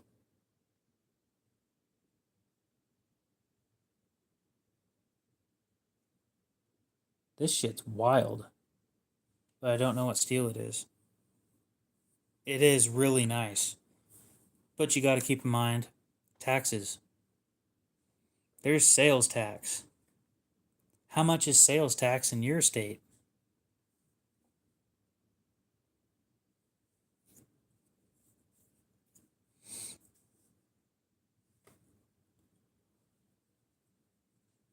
I don't get to look at the expensive shit very often, so this is a fun change of pace.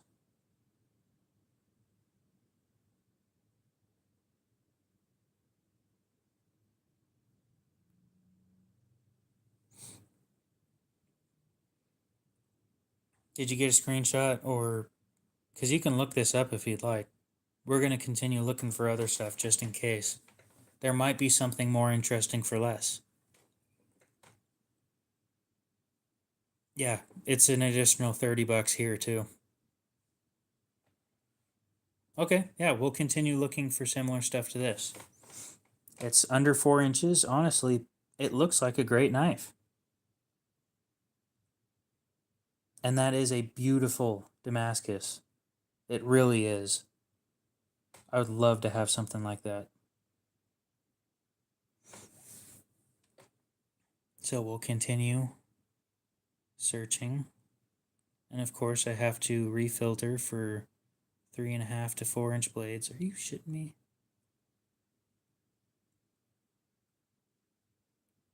That's the worst part about their website right now.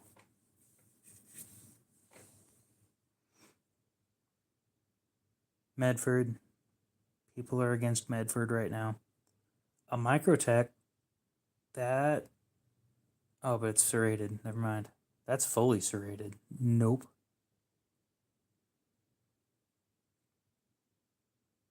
Am I signed in?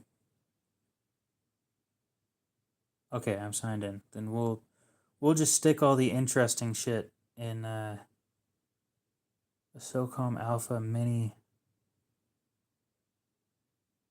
Are these interesting to you?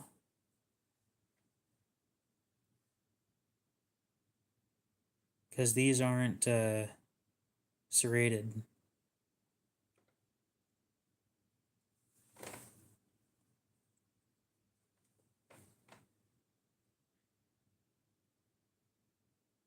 Freaking Benchmade.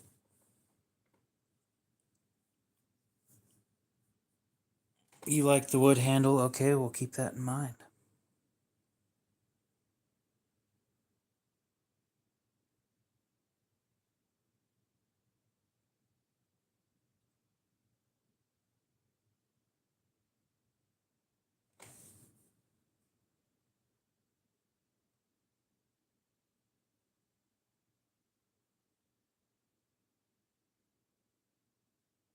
Damn it. Well, here's another one with wood handle. What? Blade steel. 3G. I've never heard of 3G.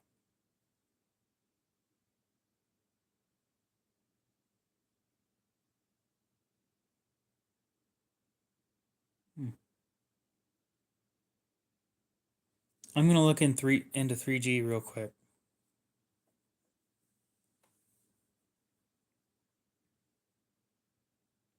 It's birch.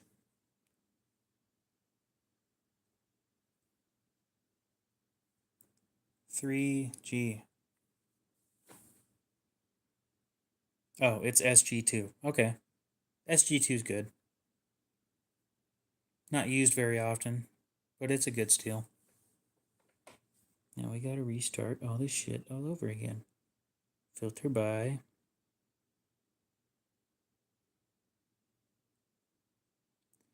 3.5 to 4 inches. Because they hate me.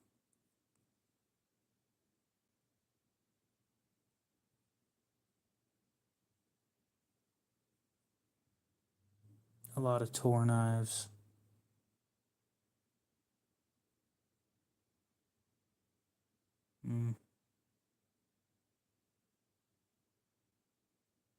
That's interesting. Looks weird though.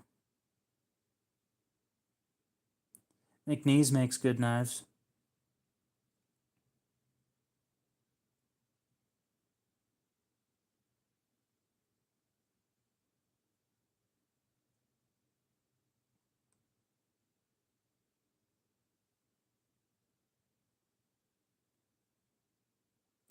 So yeah, I'm just gonna stick a crap ton of interesting stuff in a list, and then we'll go look at the list. Of course, we'll add the other one that you were interested in, and the other one that we just looked at.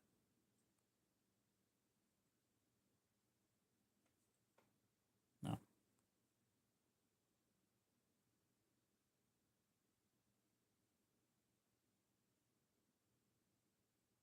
Man, I just had it. Yep, glad I could help. Maybe we'll take a look at those later. Who knows? But yeah, that seems like that's the one that you're gonna get. So anyway, let's take apart another knife because I'm bored and I have nothing else to do at the moment.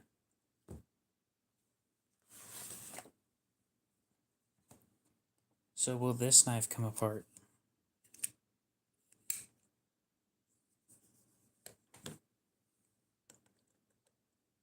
Oh, it's all T6s. You son of a bitch.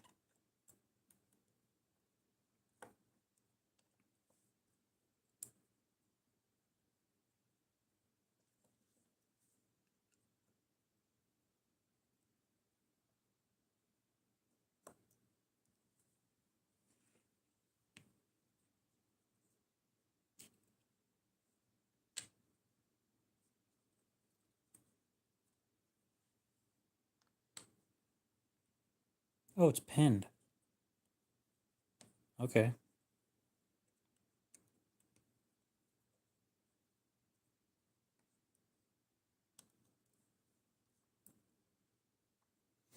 So this is either a prototype, which I doubt, or it's a clone of a Buck Fluid X1. They were really, really expensive.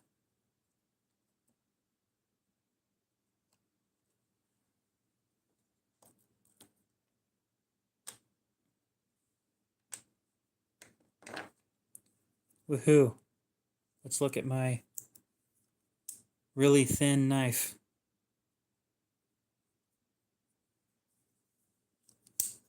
Actually, that the way it is isn't the most comfortable or most uncomfortable knife I've ever held.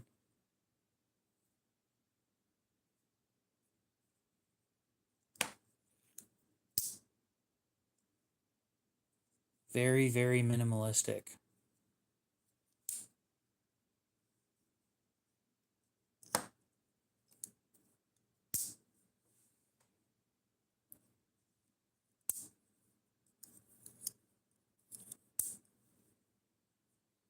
Yeah, that's why I'm trying to sell it to a pawn shop. I haven't found a fake one of these on the internet yet. So I'm hoping it is some sort of prototype thing. But it probably isn't, and it's probably a fake.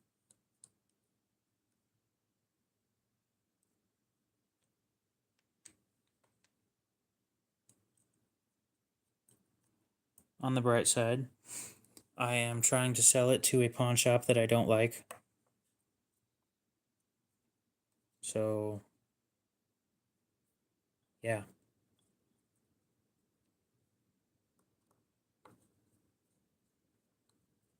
I went in there the other day and asked for $300 for it. The lady working there said that she's not a knife person. She doesn't know what it's worth. I said, okay. And she said, somebody else that works here is more interested in knives and may know what it's worth. Come back tomorrow. I was going to go back, and then I forgot. Tomorrow was yesterday, so...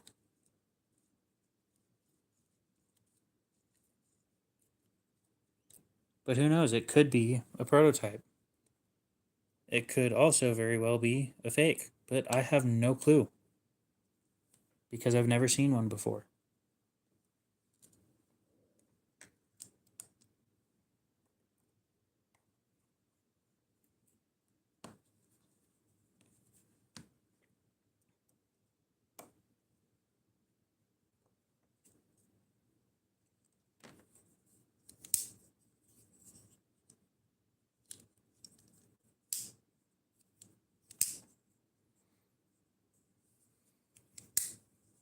Oh, yeah.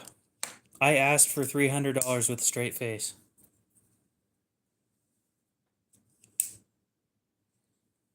I can do that too. I just showed off the inside of this thing. Damn it.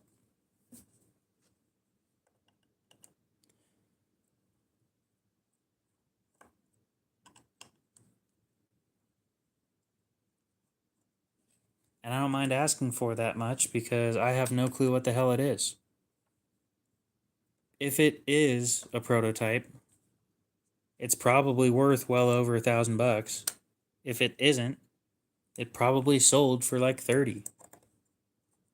Them doing their due diligence on it, that's all up to them.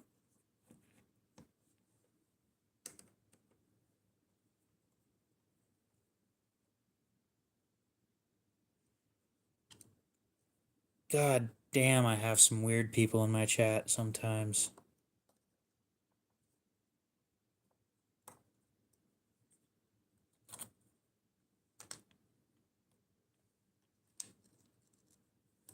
Yeah, there we go. That's as far apart as it'll come. Except maybe this. Oh, yep.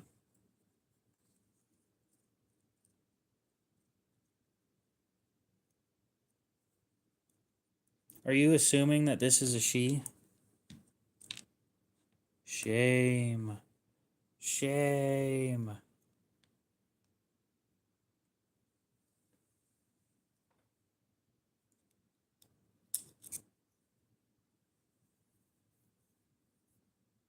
That's all the screws. That's it. There's nothing left.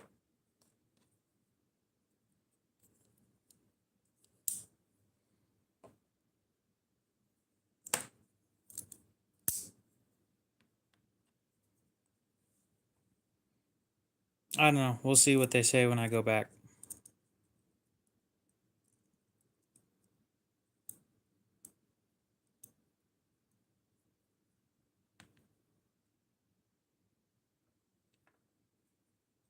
Oh.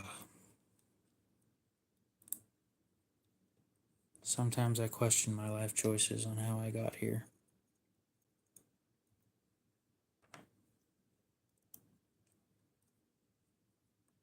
You ever do that? Me with knives, or crab with a knife? Me with knives.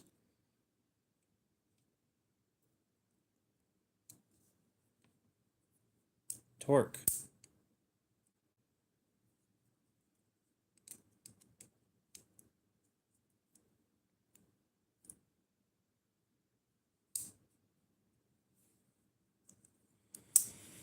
Oh. I don't. That's the problem.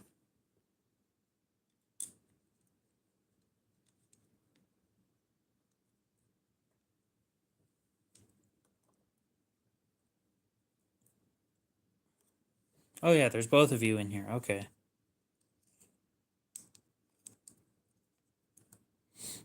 But yeah, I sit there and question how I got here quite often.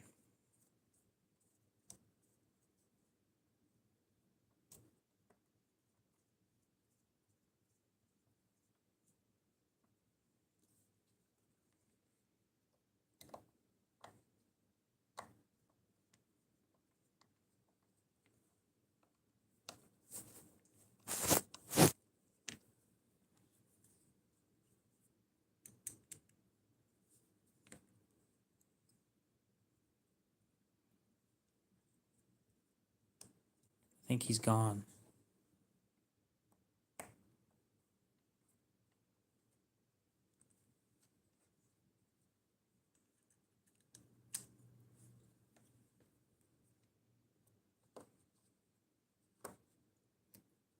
You know what would be really mean, but I would consider that a little too deceptive for me?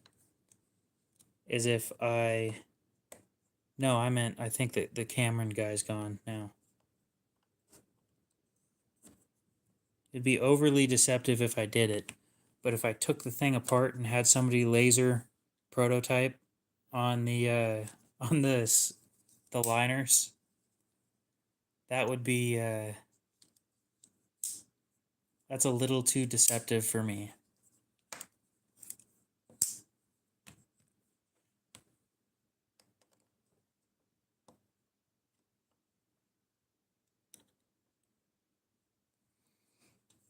I think we could all, yeah, it would be really mean because the pawn shop's going to sell it to somebody else, and then that somebody else is going to think that it's an actual prototype,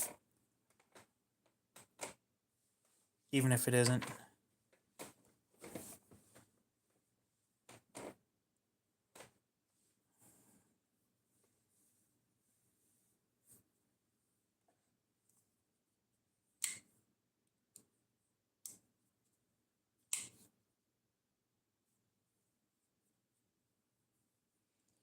Trying to think of the least amount of screws that I can use on a knife.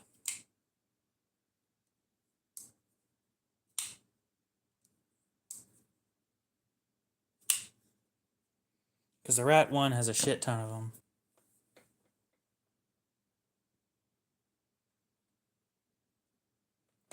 But this totally average size knife has 2. Counting the pivot, yes. This one has 2. 1, 2. This one has 1, 2, 3, 4, 5, 6. Well, I guess I'd consider this 2. So 3. 1, 2, 3, 4. No, this one just has 2 screws. This one is a screw and a nut. This one has 2 screws on the pivot. So 1, 2, 3, 4, 5, 6, 7, 8, 9, 10, 11, 12. And then counting the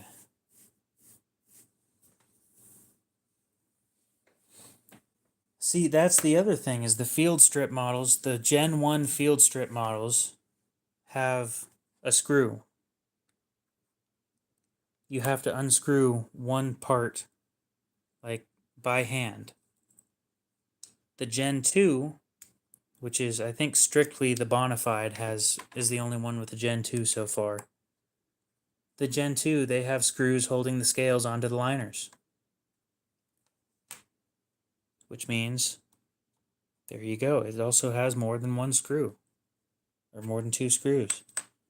So this, so far, is the least amount of screws I've ever seen on a knife. Other than, like, pins. But we're not talking about pins. We're talking about things you can take apart. Yes, this is perfectly average size.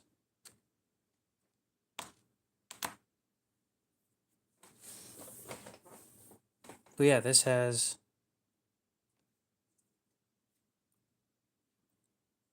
yeah, pins like in traditional knives, where you can't take it apart. Like this. Rivets, 1, 2, 3. You can't take this apart without ruining the rivets. Yeah, like Buck 110s.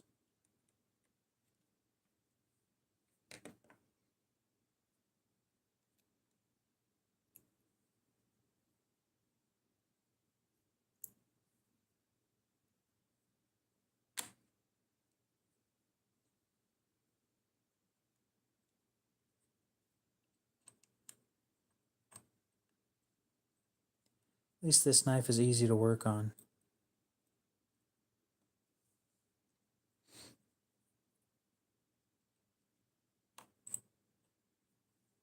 Not too many parts.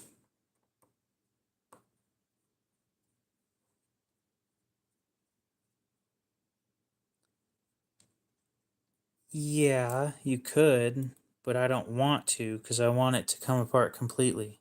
Yeah, well, no. This is not a mini Elementum.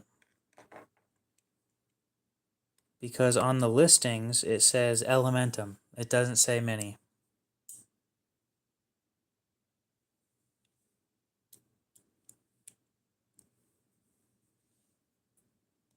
I have some ideas with magnets.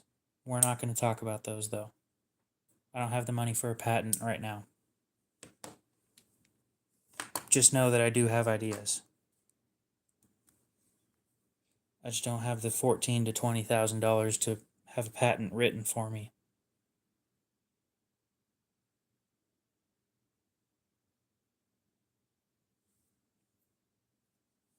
Friction fitting might be interesting.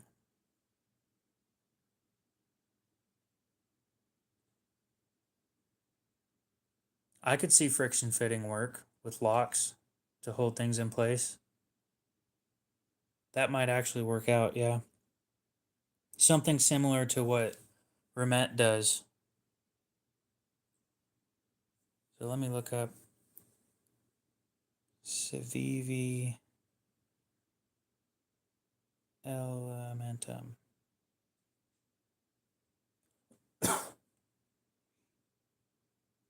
Oh, I guess now they are called mini Elementums. Back when they first came out, though, all it said was Civivi Elementum frame lock. It didn't say mini. But yeah, apparently it is a mini now.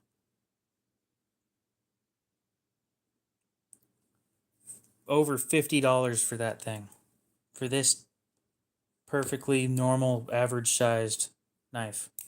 I tightened it too much.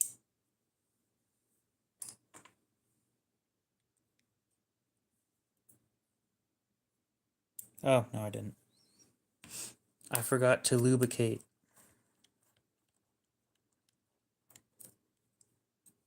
So we'll do that real quick. But yeah, I could see friction fitting being a fun thing. Make things easy to take apart. Why would I spit on it?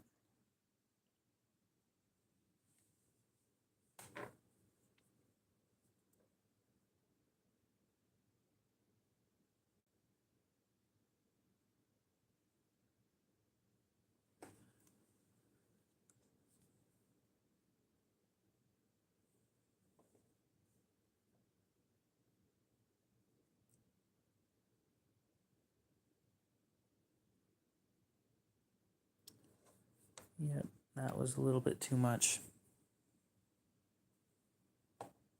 Just slightly too much.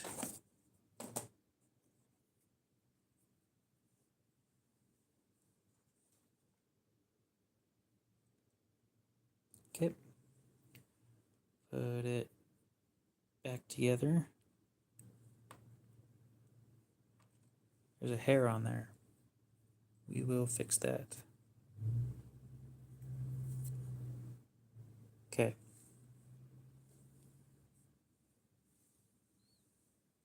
Why would I need a wrench? Oh. No. No, I know what you're talking about. I have moderators. I just none of them are online right now. And frankly, at the moment, I'm just getting more and more comments and interactions, and it keeps people entertained.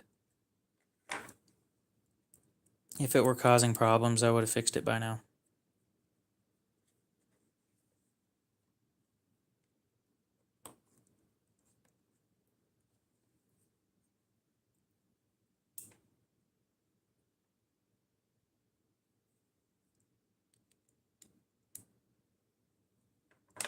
Yep. Ooh, nice and smooth. Smoother than this thing by far. What steel is it? 14C. No? He's still perfectly allowed to talk.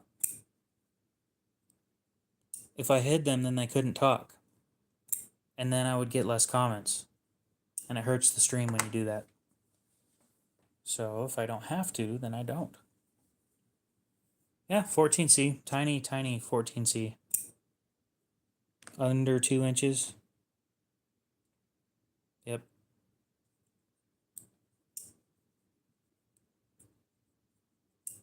It's expensive for 14C. Over 50.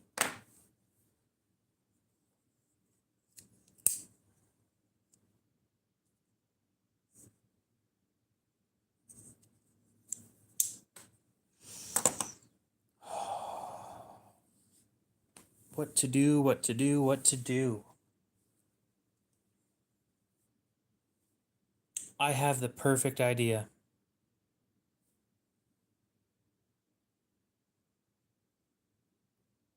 No, Cameron just didn't want all of that stuff being in the stream. I didn't remove it, and I don't have any mods that are online, I don't think. Loser isn't in here. So, Lou, if you're in here, say something. I'm curious now. He's the only moderator other than Knives, I guess, and I don't think Knives, I guess, is in here either. He would have said something. How about another knife I've never taken apart before? If I can.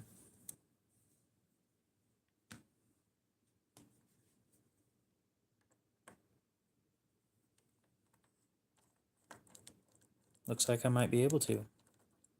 He did. It wasn't me. I'll guarantee you that. But it also says message retracted, not message deleted. Message retracted means that he, well, to me it says that. You guys won't see that. Holy shit. Loctite. Come on.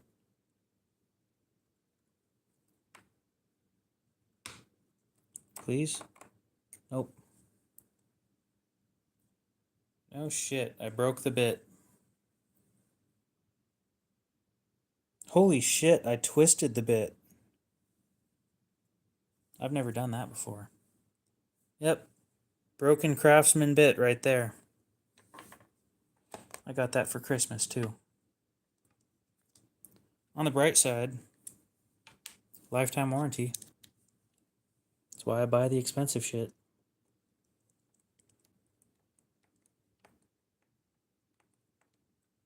Yeah, it's the first time I've ever done that with that bit, so. Do Weehaw bits have free lifetime warranties?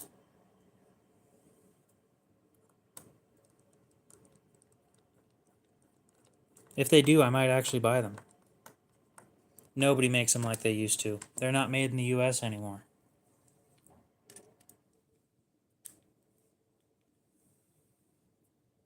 But yeah, this thing was Loctited to fucking back. Then there's the other question. Nope, didn't even hurt the screw head.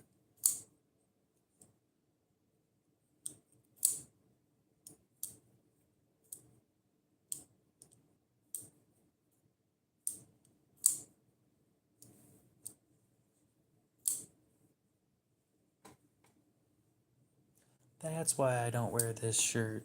It's got a hole in it. That sucks. Because, like, this is my second day of using this bit, and it's already broken.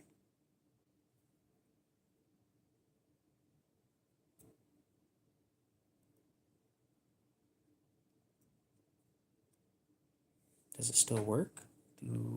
Maybe? It'll still work. It's just part of... It doesn't get the full grip that it used to. It's I wouldn't buy it if I were you. That's what it's called. I wouldn't buy it if I were you. No, it's a Highball XL. And the reason I wouldn't buy it is because it's a D2 blade with bead blasted finish. And the bead blasted finish causes rust. So you can see rust right here. All of this is just rust.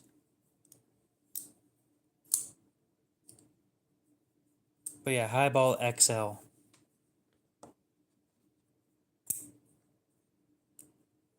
It's a good design, and it's comfortable and really smooth. The problem again being it rusts. If you don't mind a little bit of rust, sure. I think the smaller version, the regular Highball, is discontinued though.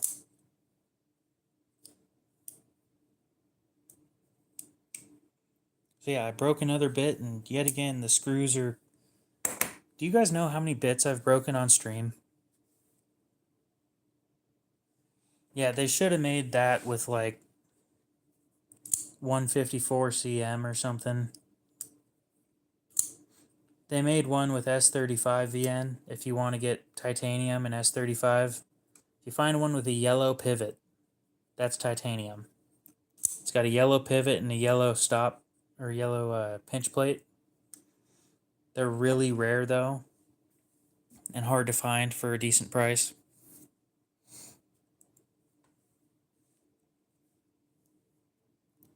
Highball XL titanium.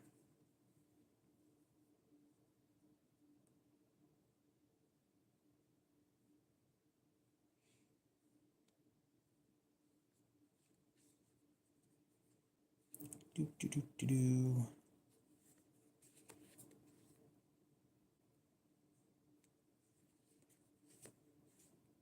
It was a Smoky Mountain Knife Works exclusive.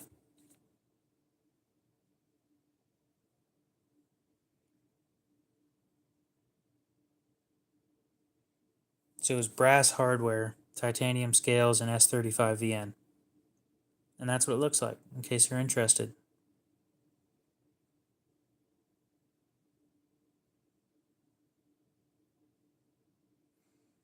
Yeah, I've heard of it before. I've never tried it. I don't have any of it.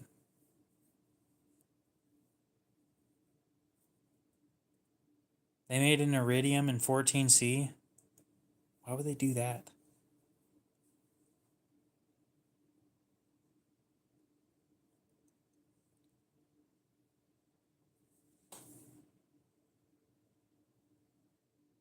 The topographical one. $150. Fuck that. You shitting me? Discontinued. Yeah, it should be. That's disgusting.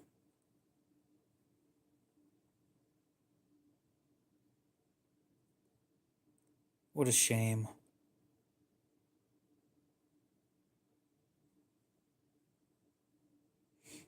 Yeah, guess how much lighter that version is compared to the regular one with D2. You're gonna love this.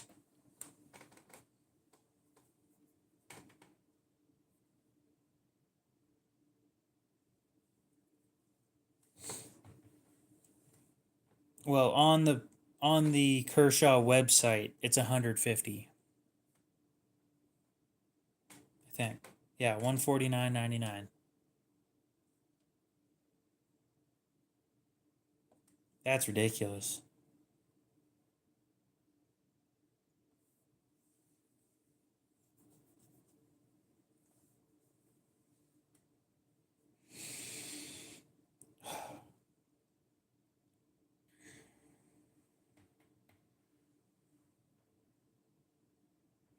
They made one in M390. I know that. M390. Carbon fiber and M390.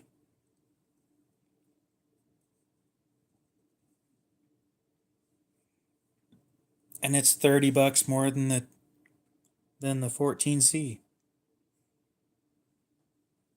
And it's in stock. Oh yeah.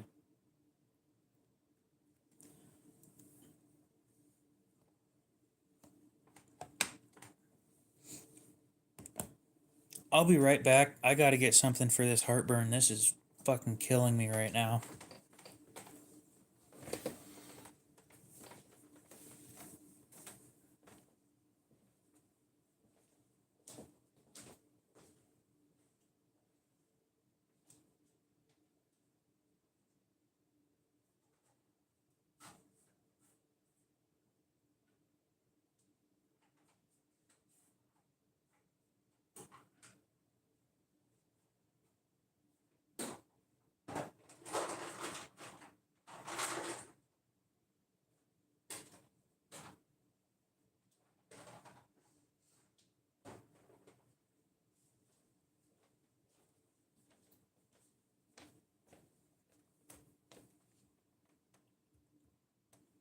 I've never seen a company do that before. Must be nice for resellers, though.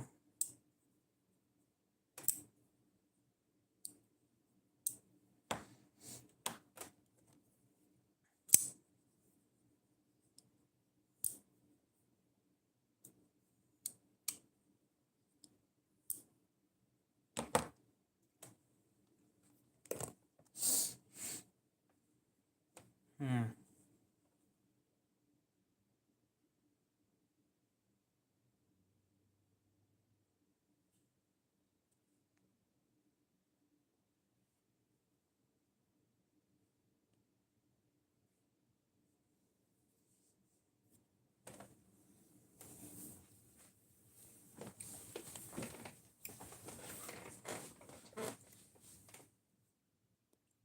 ZT610 ST.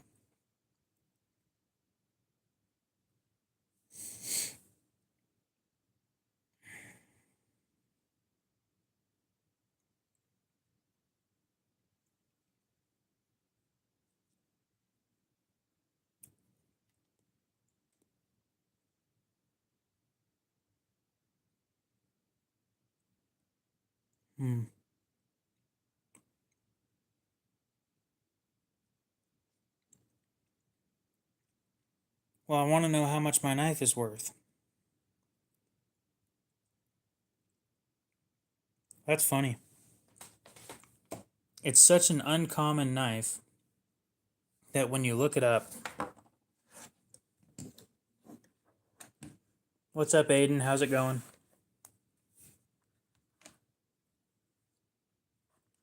Okay. So this is such an uncommon knife that when you look it up, you scroll down, one of the first things that shows up is my post on it.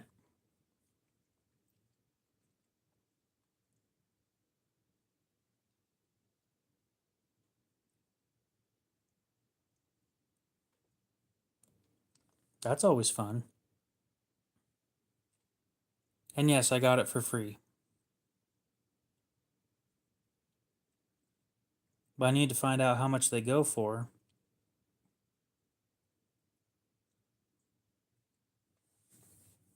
Or how much they sell for, sold for brand new. So we'll go to the ZT, Zero Tolerance Knives. We'll look it up on their website.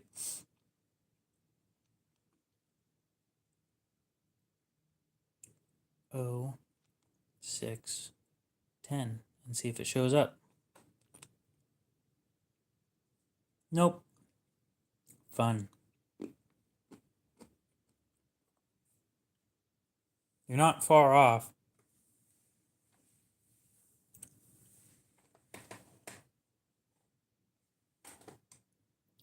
Brand new when it came out. When I called, they claimed it was 185 or 180. Yeah, it might have been 180. How much is the 0350? 0350.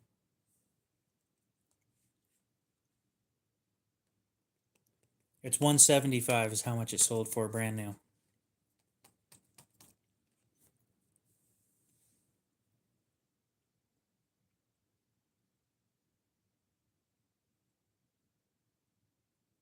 How much time do I have? So 21 minutes ago. It means I got about 40 minutes before I'm going to end the stream. Gives me time to do other things. Like clean up the house before everybody gets home and says, why the fuck does the house look like this? Even though it's not all that bad. It's mostly just food stuff in a bag on the stove that I throw away on garbage day.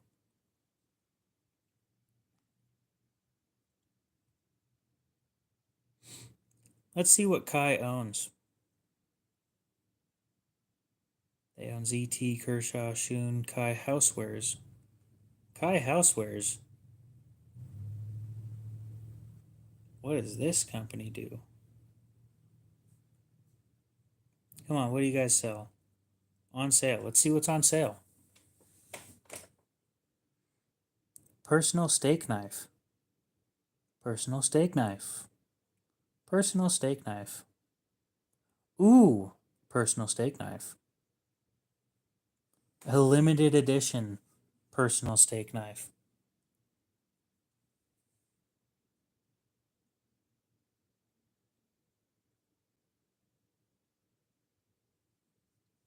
With handsome marble handle scales. No, they're not stone. 420J2. Are you shitting me? For 50 bucks? Yeah, right. Let's continue searching. That's it? Oh, that's stuff that's on sale. Texas Roadhouse is freaking good. Let's go by Blade Shape. for view all. Yeah, there we go. They actually have a view all section. And we'll go based on sort by price. There we go. I don't need a blade guard.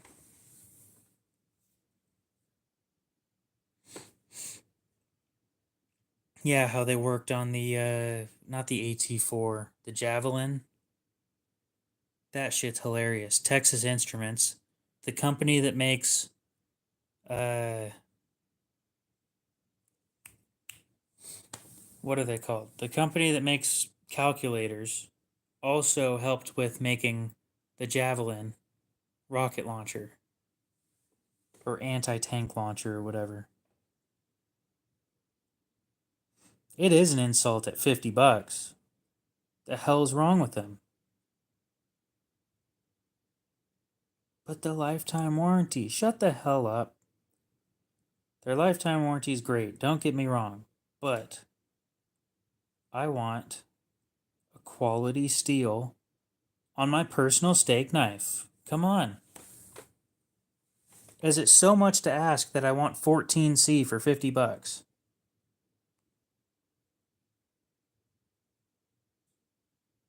I didn't click on that knife. Don't say thank you. Don't say I clicked on that knife. Well, that's all that they sell. Let's see what this company is, because I've never seen this company. I knew about Kai Houseware. I didn't know about whoever this is. What am I looking for today? Shears? Oh. Oh, that's cool. This is more of a grooming. Yeah, that's actually not that bad of prices. You guys are going to think this is insane. DLC coated shears. Out of stock. Oh, in stock. No shit. What steel? ATS 314.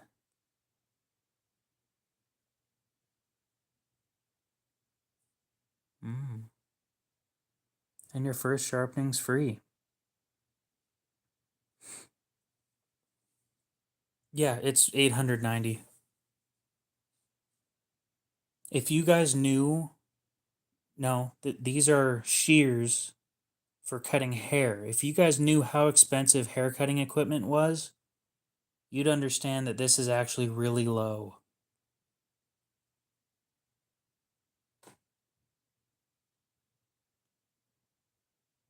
This is reasonably priced when it comes to hair cutting equipment.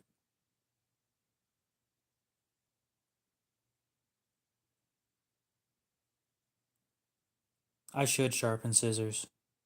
I've thought about going to my local hair cutting place and sharpening their shears, but on the off chance that I fuck it up, it said ATS 134 or 314. ATS 314. Relatively new in cutlery, blah, blah, blah, blah, blah. Shown in test to be an improvement on VG10. Edge holding is better. Sharpened to a finer edge. Slightly more brittle, not a big deal. It was on par with SG2. Not bad. Main downside is its price. Yeah, I could see that. You'd be surprised at how much wear hair puts on knives. It is brutal on knives. Especially like scissors too. It is hard stuff.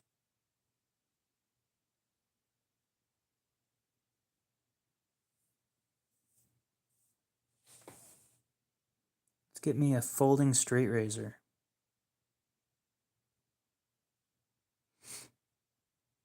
Oh, damn it. This has blade inserts.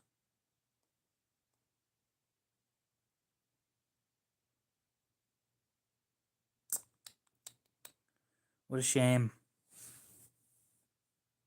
S125V, yeah. Nobody uses that stuff. And by nobody, I mean Spyderco. They're just weird like that. Is this one? Yep. Okay, well, where do I get blades for these? And what kind of blades do they use?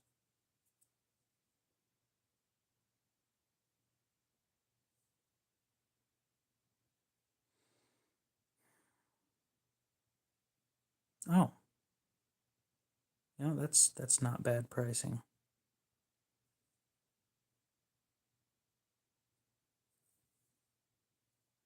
But what blade? Or what steel? Specifications. Steel. Stainless. Thanks. Real helpful. I love the clarification of that kind of shit. Yep, that happens a lot. I do the same thing.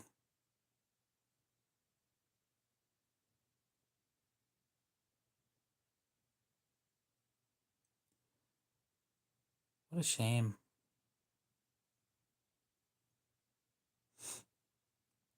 Well, let's look at the other companies.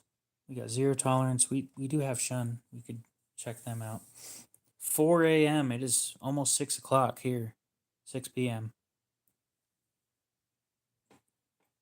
Oh.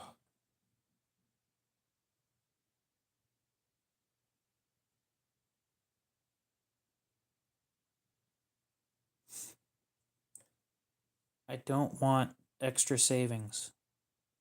I'm not going to buy anything. Michael Brass. Shell? Michael? I don't know. Let's look at blade shape. Utility. Oh. Tell him I'm live streaming and to get the hell off YouTube. Tell him he's taking all my people.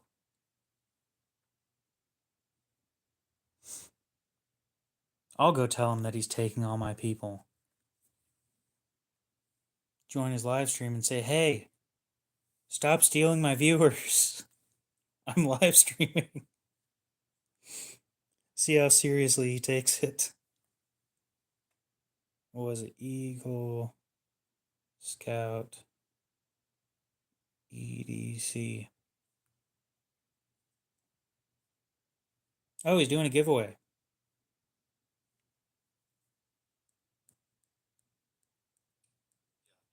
The Hook Deck is a fantastic knife, but I do understand what you mean by no. Hey. Stop taking my viewers.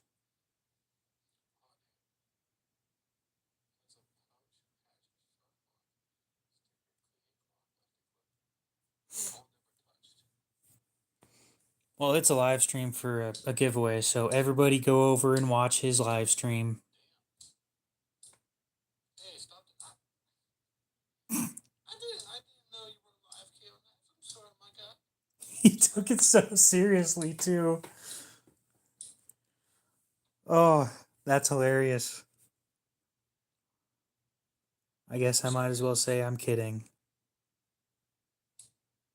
I only have 6 people and he's got 40. If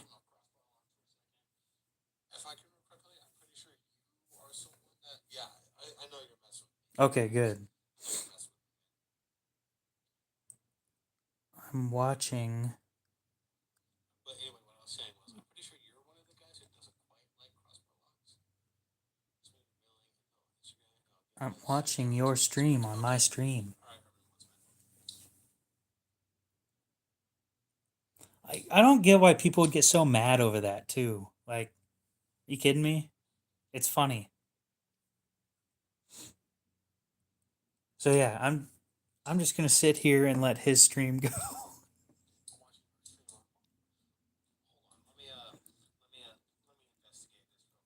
Go ahead, pull it up, dude.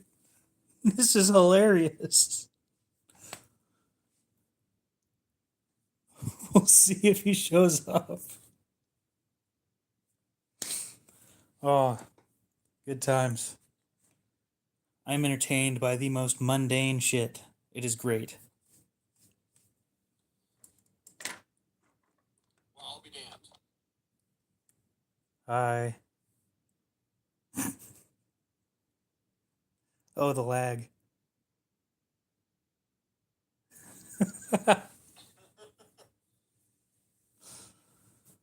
He's got more viewers than I do.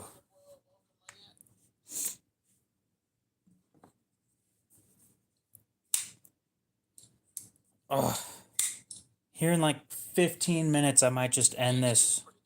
and go into his stream if he's still on. He's got more expensive shit than I do. And a lot more crossbar locks by the looks of it. Hey, everyone, I'm gonna tell you all a secret. After this stream, go hop on a You shitting me? He's telling people to come over to my stream. I'm saying I'm gonna probably get off to go on to his stream. Maybe I'll just stick around then.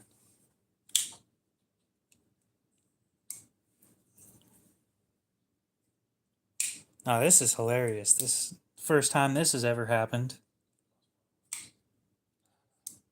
Yeah, I had no clue that he was streaming too. Is his giveaway already over? cracking out videos on my channel of all my sports play show.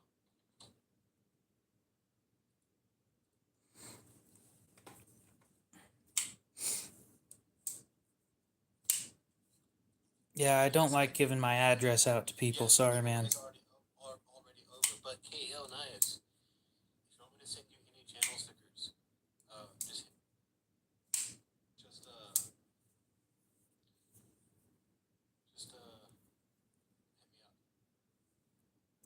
I'll do so.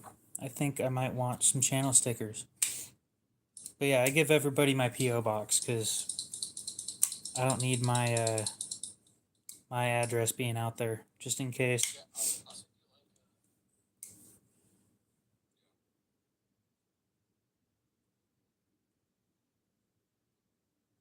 I'll send you like four or five channel stickers. KL. Stick one on my truck. I do giveaways. I do giveaways, by the way. I just need money. Oh, he won't give you my address. At least I hope not, because having random people ask for an address and then you just give it to them, that just sounds weird.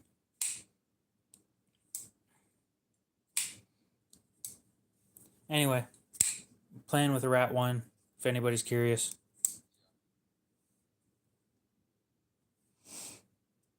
And we're sitting here watching Eagle Scout EDC on YouTube. Go check him out. What kind of numbers is he pulling right now? 650 subscribers. Hell yeah.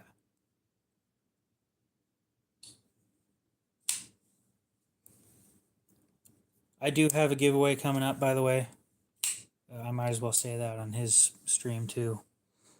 It's going to be a couple weeks though, because I need money to afford the giveaway knives, as well as affording to have them shipped out to somebody else to do custom stuff. My Rat 1 doesn't need a regrind. Your Rat 1 needs a regrind.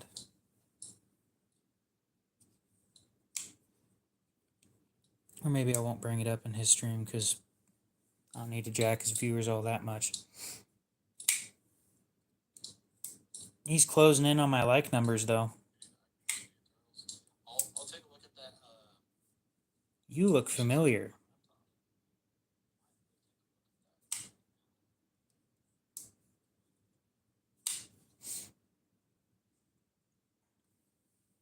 I happen to like flat grinds, by the way. So while we're sitting here watching him for some reason, maybe put him maybe back here, maybe.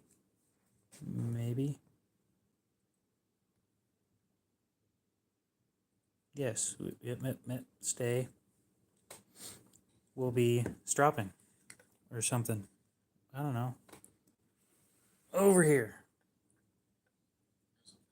Better. YouTube's gonna think I'm trying to jack his stream. Gonna give me a copyright strike for using his content.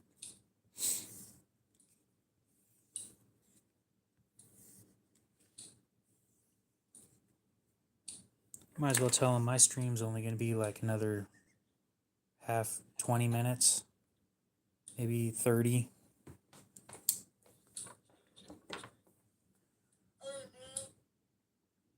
Eh, I might not. We'll just let him do his thing. But yeah, everybody leave my stream and go over to his. I'd leave a link, but I don't know how to do that.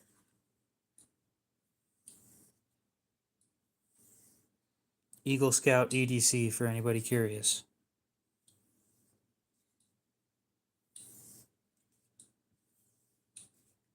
We don't talk all that much. So now we're battling over who leaves which stream to go over to.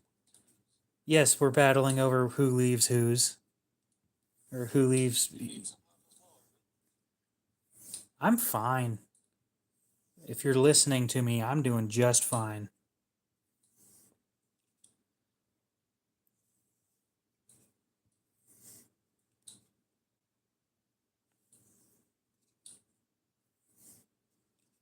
Yeah, I'm listening to your stream while I'm doing mine.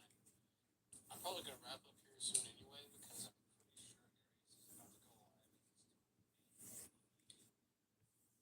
live auction tonight, I think. Aries EDC is doing a live stream. Or an auction. There's a burr on this thing. Is it a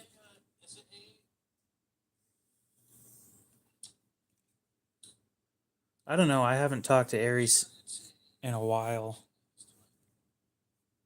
I didn't know that he actually did content. Actually, I'm gonna go ahead and I'm gonna wrap this stream up, gentlemen.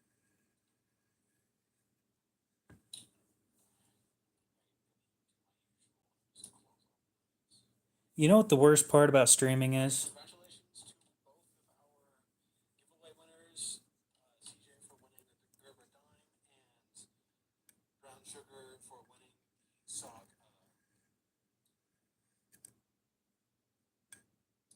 What is the worst part?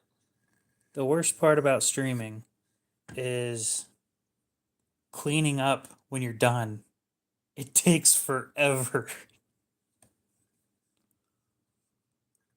You'll be sitting there. You'll finish your stream after like 3 hours and then take 10 or 15 minutes to clean everything up. Ridiculous. And then the shipping when you do a giveaway. Oh. The shipping isn't that bad, but remembering stuff, it's not fun. That sounded horrible.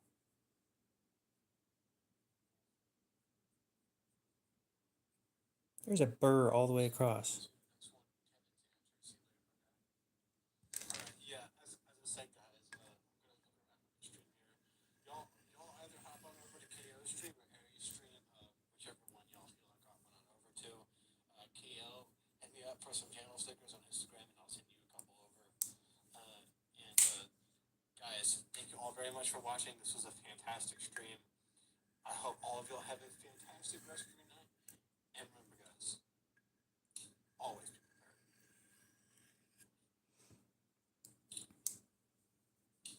Make sure you didn't get scammed by a bot. Video unavailable. Oh no. Yeah, I kind of saw that coming. Anyway, I figured I'd stick around on his stream for a bit. We don't talk much, but I'm sure he's not a turd. Or I'm like 90% sure he's not a turd. Most people aren't horrible people, so I don't mind giving people a shout out. And most of my viewers were in here like, I'm just trying to break the burr off real quick. I can feel it there, barely. So I might need to go in with 1,000 grit again and have at it.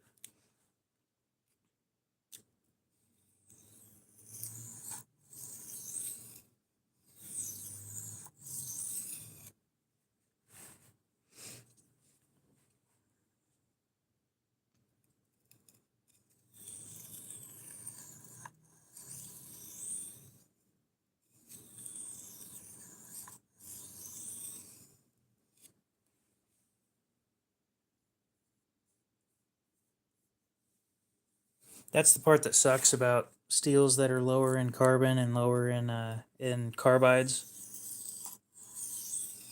is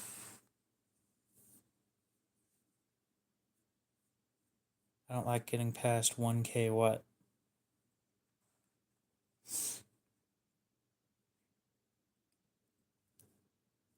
Oh, I don't. I don't like, or I don't have any stones beyond 1K, and I don't find much use in going past 1,000 grit. This is 1,000 grit. I do stropping to take the burr off and realign everything. Other than that, I don't do anything.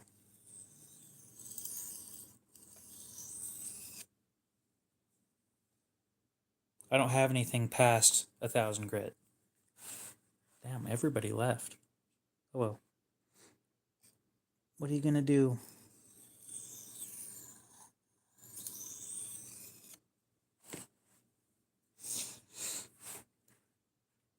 You know what I wish we could do on live streams? Or maybe Eagle Scout and I should find a time that works for both of us where we do one of those tandem streams on a Sunday or something. Let's go ahead and clean the stone off, or the diamond plate off real quick.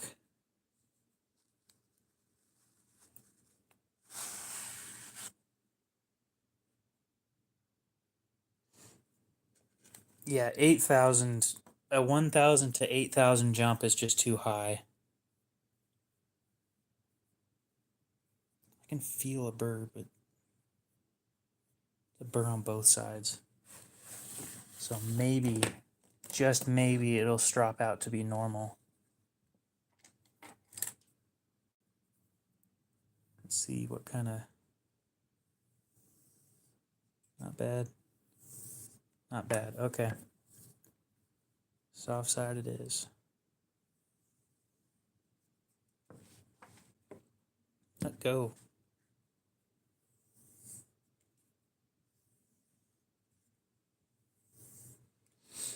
But yeah, if Eagle Scout and I could find a day that works for both of us, we could do one of them tandem streams. I want to see how that works.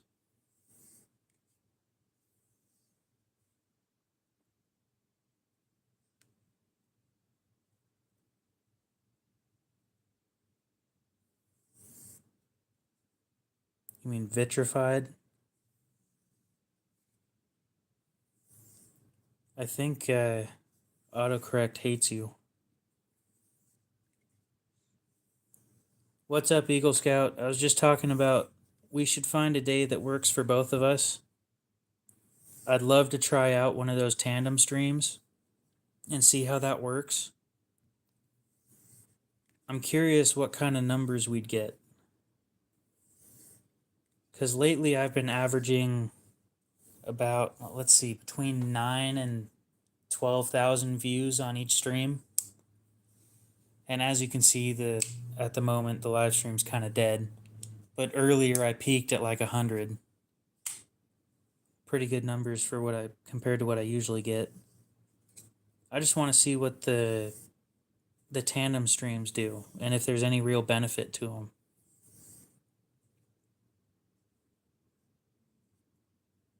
What is going on? There's something wrong here. Or am I just overthinking it? You do a giveaway every 100 subs?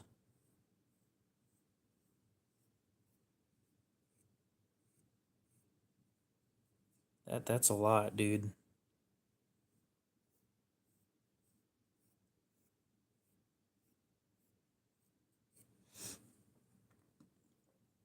And my next giveaway is coming up. I told everybody in the stream just a bit ago, it's in a couple weeks. Money is tight, dude. It's not easy to do. I didn't know that was a method. I just figured Cotton catches stuff really easily and it'll show problems.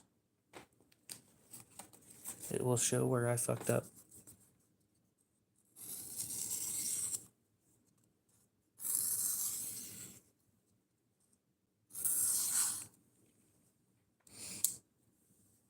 Yeah.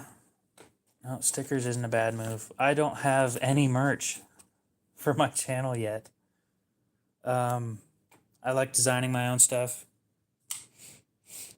I need to come up with a new logo. A new channel logo. And I have one in mind.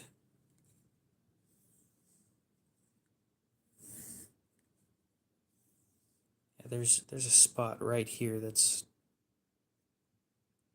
Yeah, my first one was at 500. My next one, I already hit 1,000, but I don't have the money to buy the knives that I'm giving away at the moment. Gin Knives threw in a knife for the giveaway. People don't know that yet, but that is part of it. This watch is part of the giveaway. Runs beautifully, just like it should. It comes with, I think it comes with 2 spare. You have this watch. That's actually a surprise. I'm not saying it's an uncommon watch. It's just interesting finding somebody with the same one.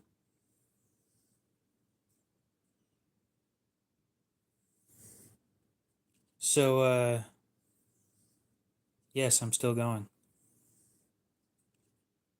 Oh, the green dial?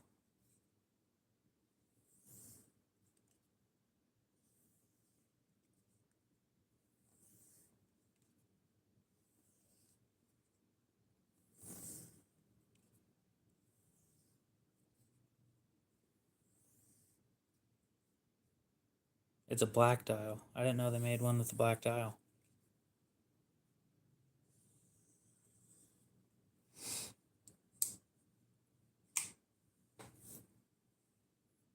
I know they made the same exact watch with a green dial, though.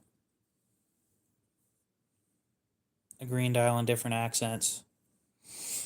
So yeah, that watch is being given away. A Gin Captain and a QSP Parrot. Now these are all going to one person. I can't afford to ship to multiple at the moment, anyway.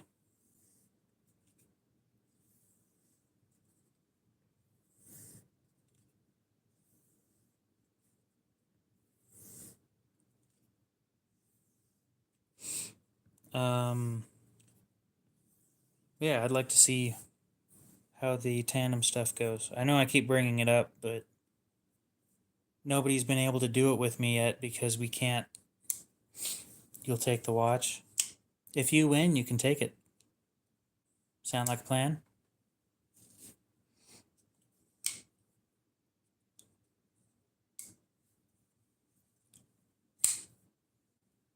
I got this thing nice and smooth. Not the edge, but it is really buttery smooth.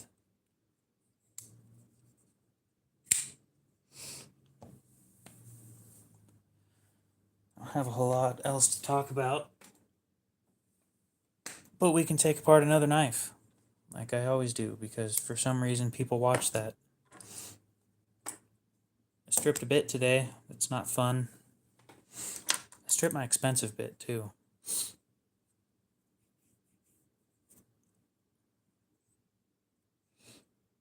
Most...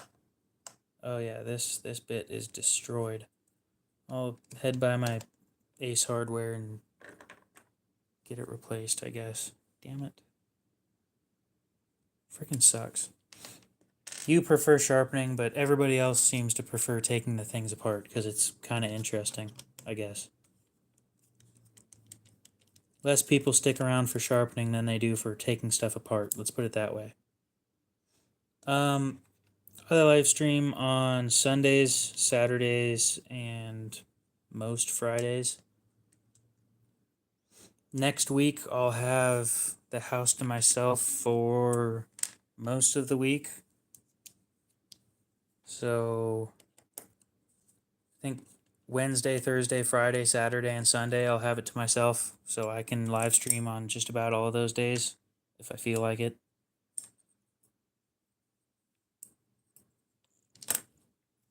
All depends on the mood and when I get up, because I do not have a functioning sleep schedule.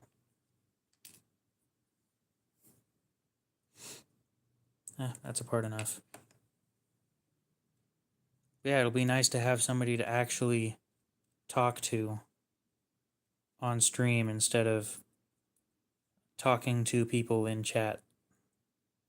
Sleep is overrated. You say that, but I am a disaster on a regular basis.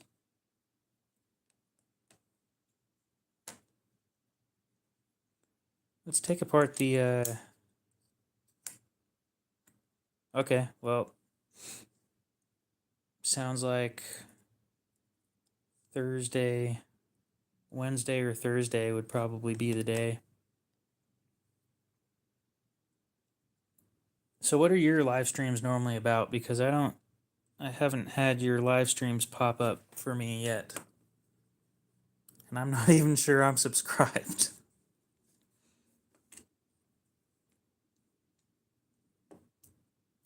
I tend to wait for people to show up. Oh, that's a T8. Duh.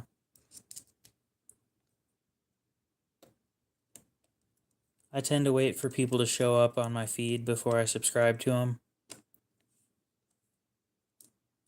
I'm not sure if that's 100% the way to go, but it tends to work out pretty reliably.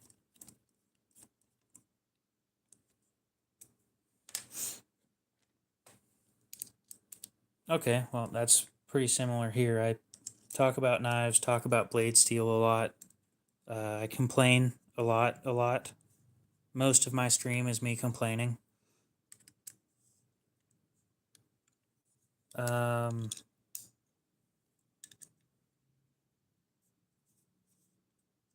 also don't ban people for talking shit. And the only thing I ban people for is racism and predatory behavior for the most part. The reason why is because if people talk shit all they want,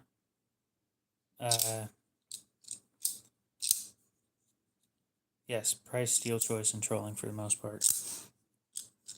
The more people that leave comments and the more that those provocative people comment, the more YouTube sees that people are talking and it recommends the channel more. So I'm playing the long game here instead of just banning people because they make me mildly uncomfortable. I don't mind politics. It's not a big deal to me. But I can have a civilized conversation with people and disagree with them. Having a disagreement is perfectly normal. Getting heated about it just isn't really my thing. If it comes to the point, you just say, let's agree to disagree and continue talking about something else, because there's no point in getting mad about it. Disagreements are part of life.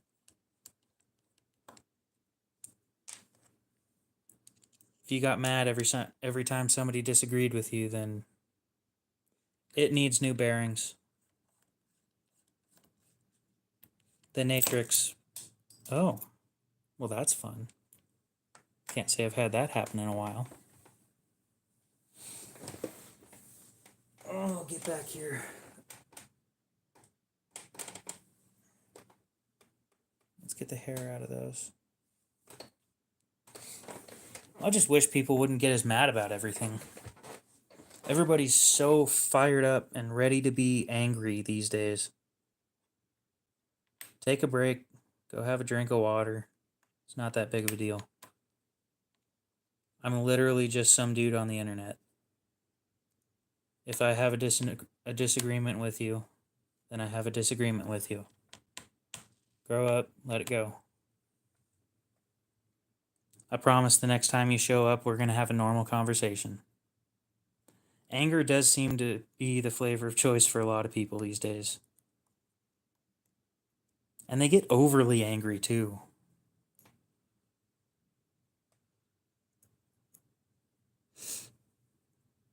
How much did you spend on that? Maximit's pretty pricey. Go ahead and put that back in. Blade back on. But yeah, most of my streams are me complaining. And, oh, that's not working right.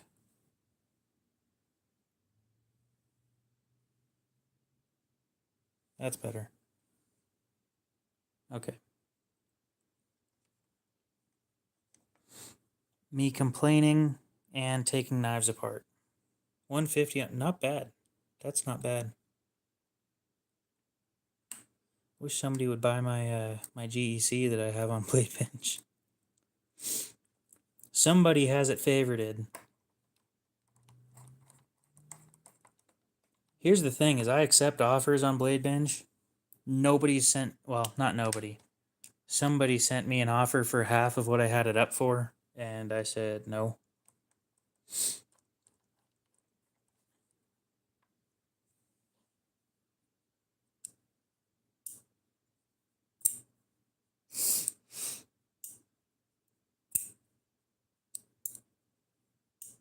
Oh, I can understand it not being your style.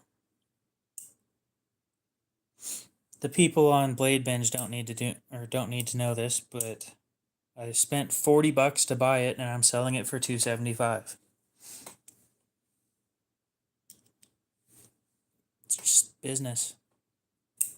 All that money is going straight towards a Sebenza.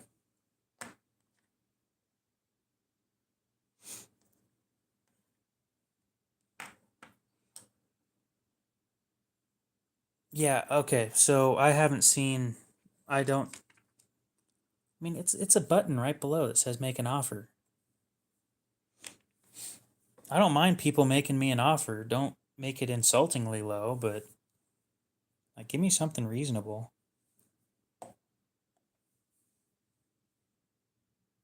Well, I wouldn't think they'd make it hard.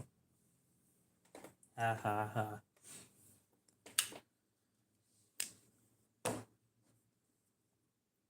Actually, we just cleaned this.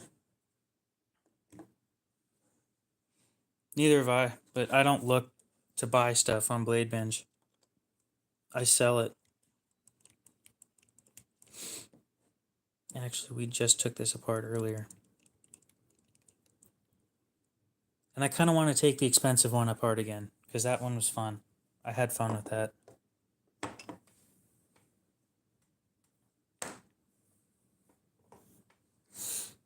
I have a few things left on. Yeah. I think I've only sold one knife on Bladebench.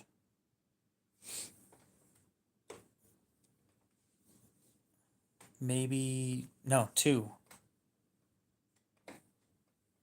I'll move that out of the way, move that out of the way. With the pocket clip, I'm going to bring that to the Chris Reeve shop and see if they'll glass blast it for me. It's got some scratches and yep, I sold the iridium. I sold what all did I sell? On the left, this one.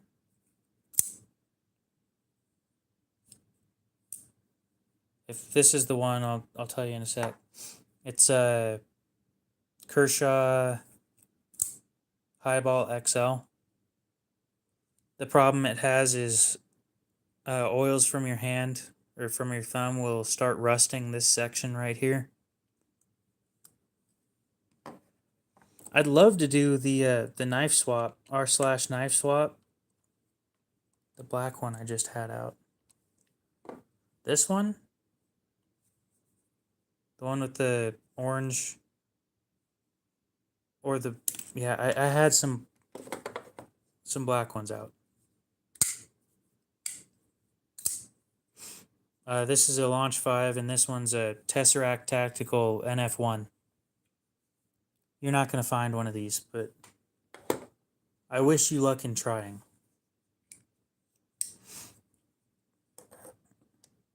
Okay, I'll try an Everdell one of these days. Happy?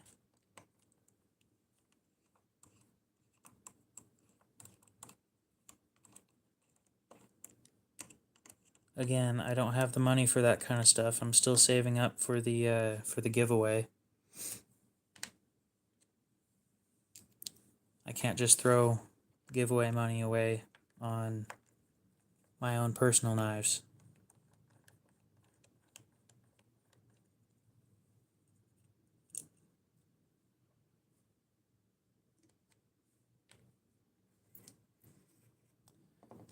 You better not disappear.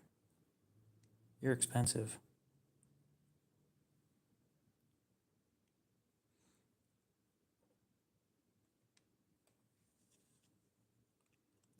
Pull the long screws. Okay.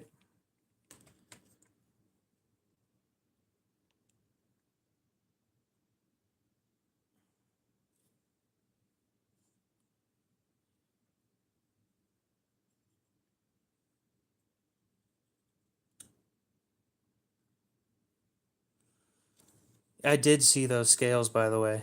That thing was pretty cool. I can't believe your buddy did that. That's actually a really cool knife.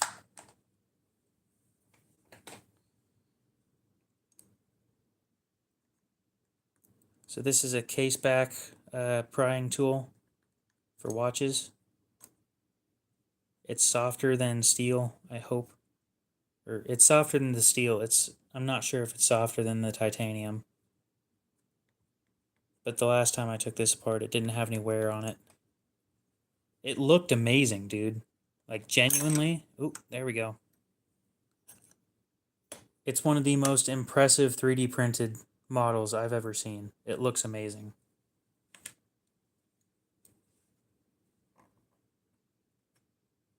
There we go.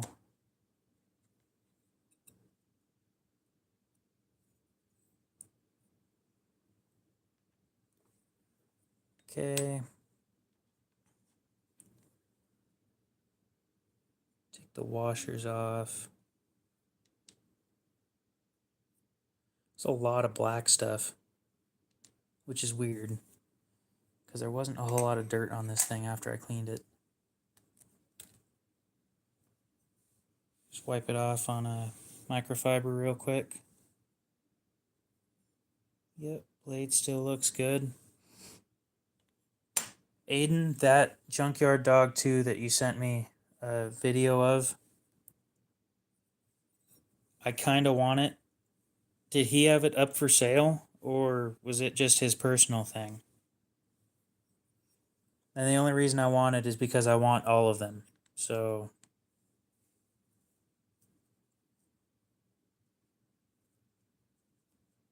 a stock D2 is it called a Titius, or is how do you pronounce that genuinely?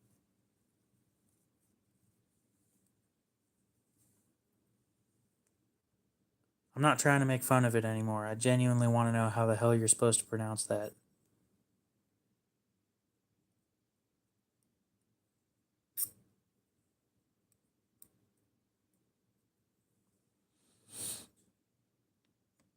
I don't care where it's from. Titus? Why'd you spell it like that? Why would you spell it like that then? Everybody calls it the Titius though, so, or a few people do. So I'm Titius. I don't know. I still think Titius sounds better. Or Titius. Is that what it is? Titius.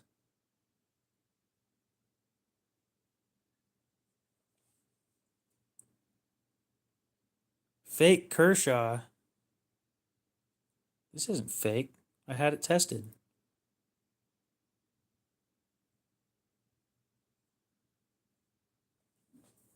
Whoops.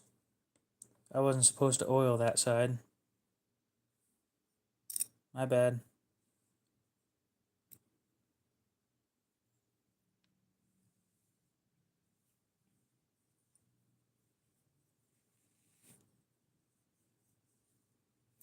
Yeah, that was my bad. I wasn't supposed to oil that side.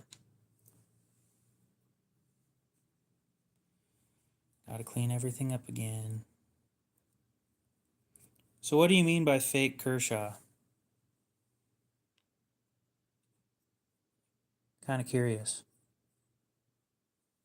Ooh, we can get a Q-tip and clean in here too.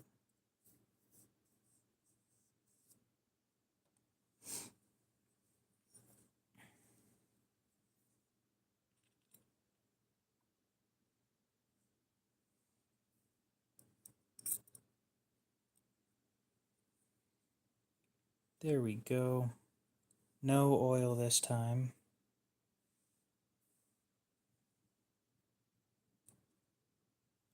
Actually, I'll be honest, I can't tell if they're fake or not. This is the first time I've had that problem. I do, yes, but this is not a fake Kershaw.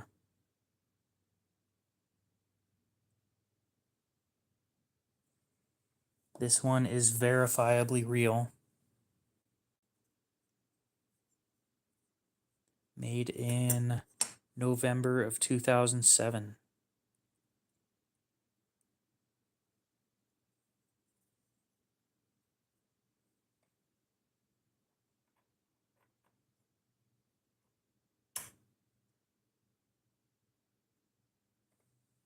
Okay.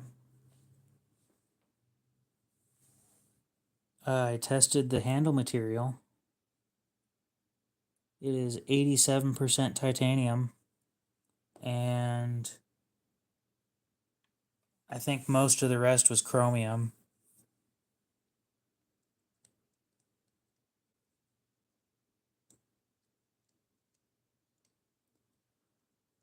I'll be honest, after a month, I kind of start getting mad.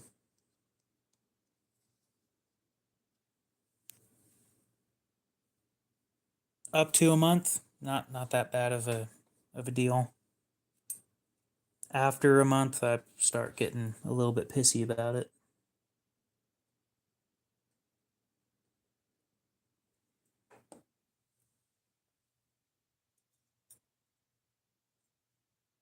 I've dealt with 2 month shipping directly from China though, so that's not fun.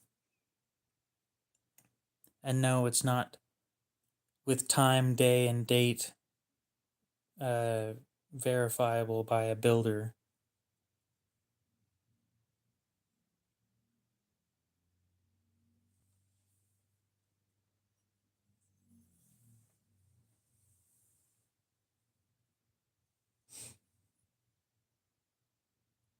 Sure, I just bought it off eBay, or not this one. I bought the leaks off eBay, and they are definitely questionable.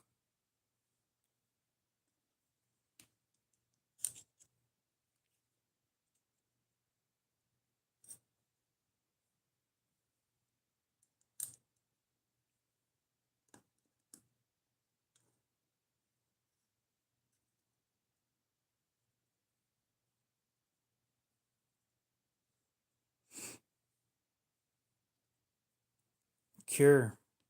What's your car payment? Or do you have a car payment?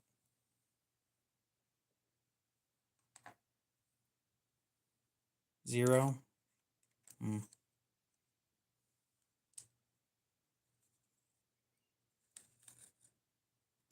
So there's only 1,000 of these. I'm not saying it's a masterpiece, I'm saying that it's not a common knife.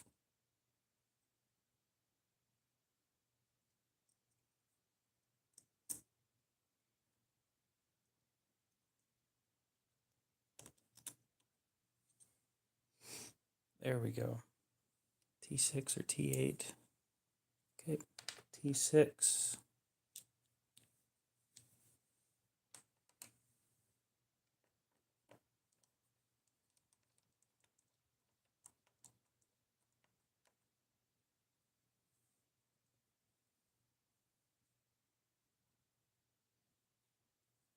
And they don't make parts for it anymore, so you got to be kind of soft with everything.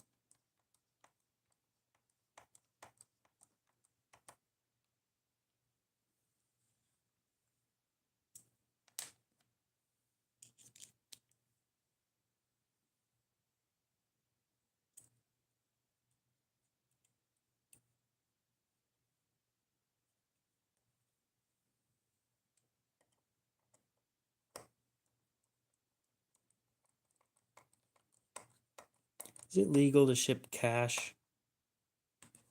Is that a legal thing?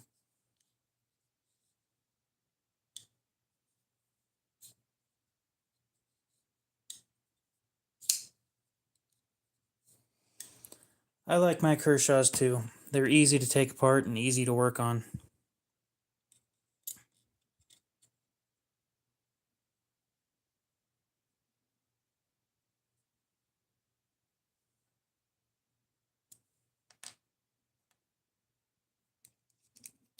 Especially with the free parts thing. That's great.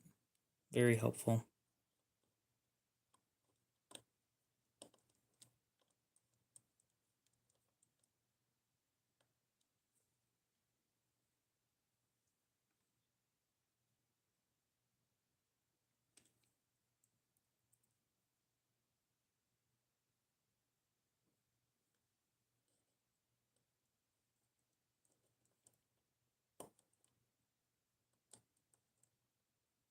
Well, selling counterfeits in the US knowingly is illegal.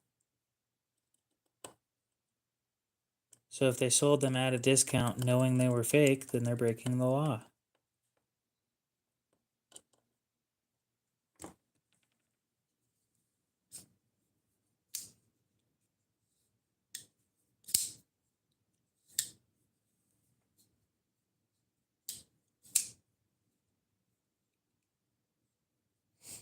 What do you think of the live wire? It's really expensive for a Kershaw.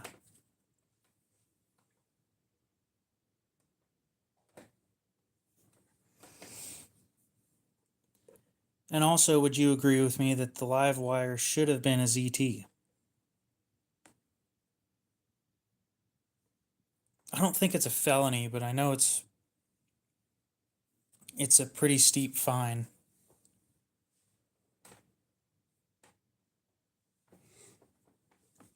I messaged sellers on Facebook trying to sell fake watches and stuff. And I tell them, like, I have a whole thing copy and pasted that says what law they're breaking trying to sell it, what kind of fine they could receive. And, like, it goes into detail about everything that they're doing wrong and what could happen. And then they delete the Facebook profile. So we'll take this one apart. This one's pretty cool, since Eagle Scout was interested in this one. And I took it apart earlier. It's really easy to take apart.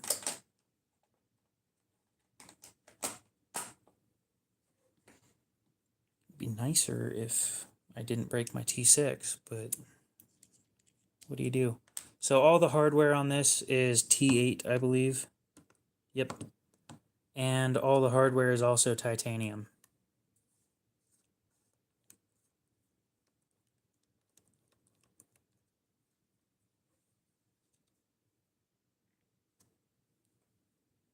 We'll go ahead and put the T6 away.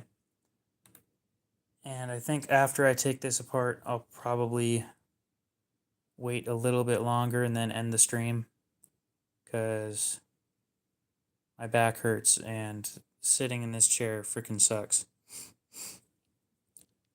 That would be awesome, but I have two gripes about that. I don't like paying for shipping, and I don't want you to pay for it. Also, paying, what is it, a $300 knife? Round up to the nearest 100. I think it's around 300. They're like 2 something, so Shipping's gonna be $8, $9. So paying $20 to review a knife and then having to send it back. Just not really the thing for me. Well, I fully insure everything that I ship for its full value, not how much I bought it for. So I insure things for like MSRP value.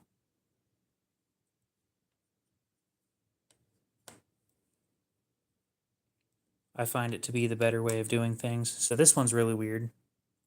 It's got a screw in the end that goes. That's for the pocket clip, and then a screw on this side that is really, really long.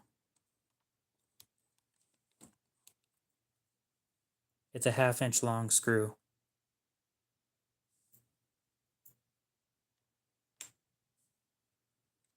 So we'll flip it back over, take this apart.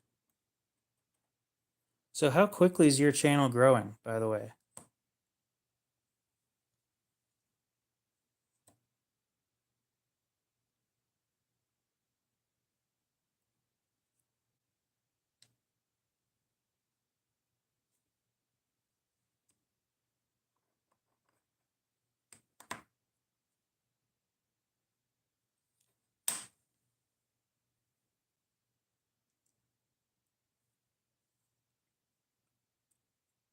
Push that through, goes over here.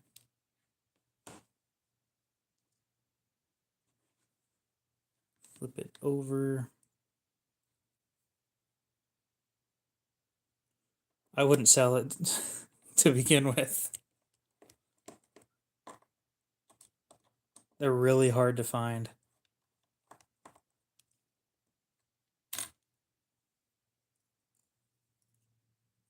I don't think that there's almost any number. I could see you hitting 1,000 before the end of the year. I don't see that being a problem.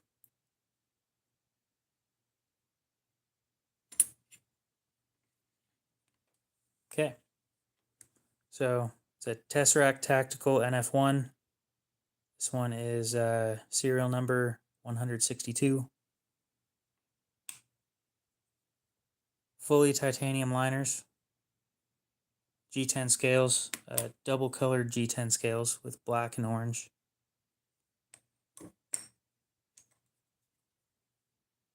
Anyway, it's already clean. I cleaned it the other day. For some reason, it's on bearings. Tell me about it, dude. The freaking live streams take up all my time. And I have other things that I'm doing all the time.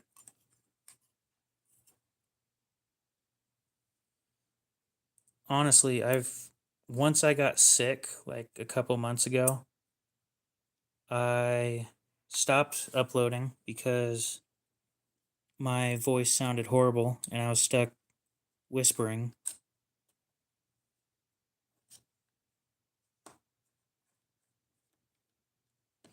So I started live streaming instead to offset the views that I wasn't getting from videos. And then I kind of just forgot to continue uploading. And the live streams do so much better than the videos do. The downside is I don't get new... I'm not making new videos, which means I'm not... Where was I going with that? I'm not hitting the current trends at the moment, which isn't helping the channel by any means.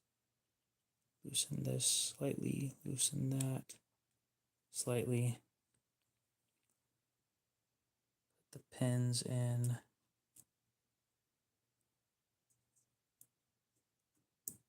Okay.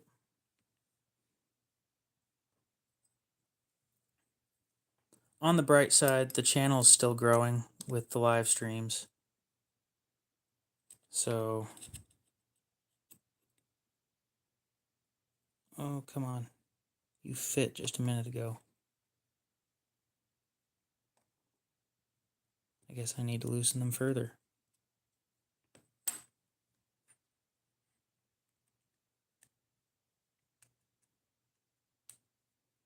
Now, I'm not going to say doing YouTube is hard, but doing YouTube without the motivation to do YouTube is not easy. My shorts don't do good at all. They bomb every single time. Come on, I just had you fit in a minute ago.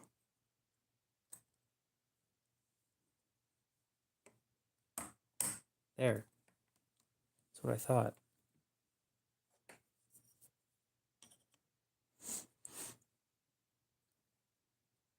Yeah, most of my shorts bomb. Every once in a while I get one that is a common thing that people look up.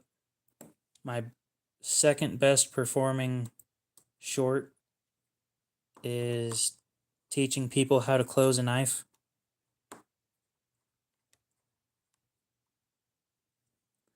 See? Yeah, Fook, you get it. It's you run out of it motivation very quickly. Or you burn out. I did uploading every day monthly, or every day for a month, and I got burned out and stopped uploading for like 3 months.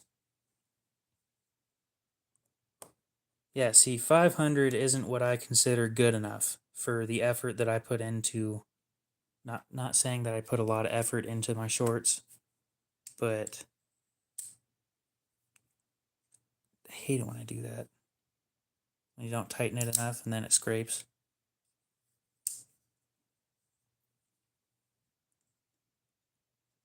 You say that. You'll have your own unique thing. Mine is repair for the most part. Repair and teaching people. So I uploaded every Friday at 2 a.m. for a full year.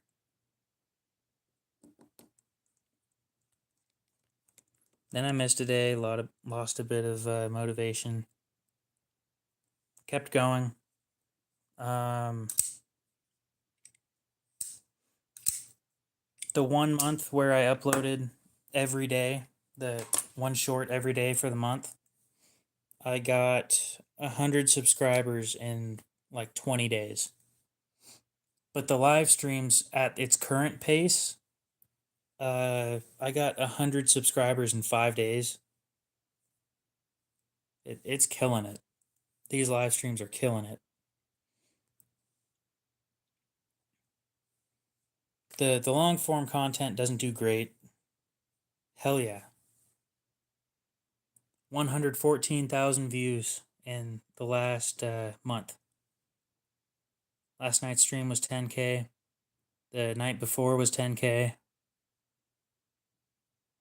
1,237 subscribers. It's doing great.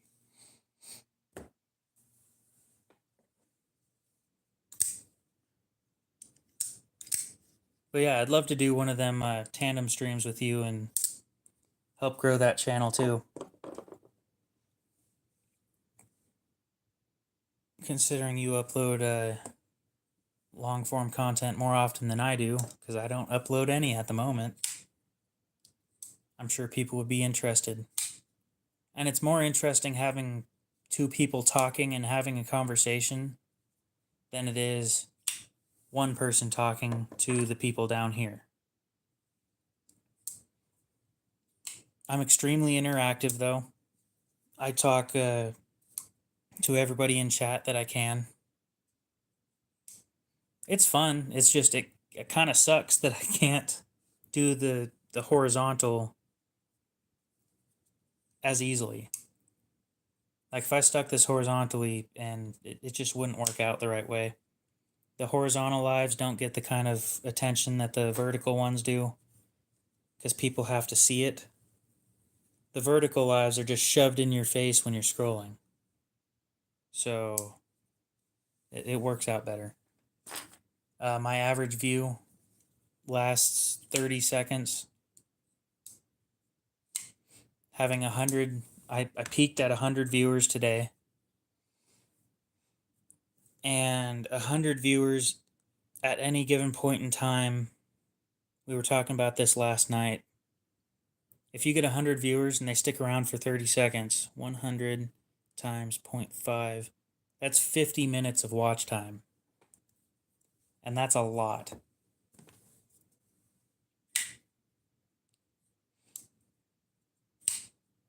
Oh, these are just so fun to play with. You seem to have a lot more crossbar locks than I do. And yeah, we'll set something up for Thursday or Wednesday, one of the two. Maybe Sunday. I do Sundays earlier than I do my Friday streams and Saturday streams. My Fridays and Saturdays, you'd probably be asleep by then. Most people are, I'd like to say.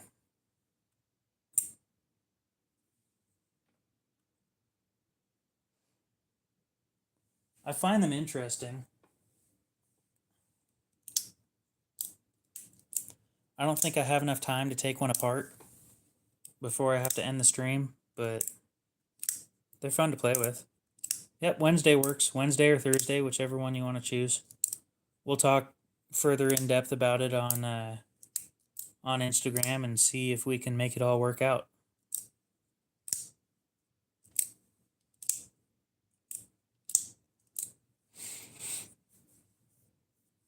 And for anybody curious, no, this isn't real. I don't have $700 to spend on a Benchmade.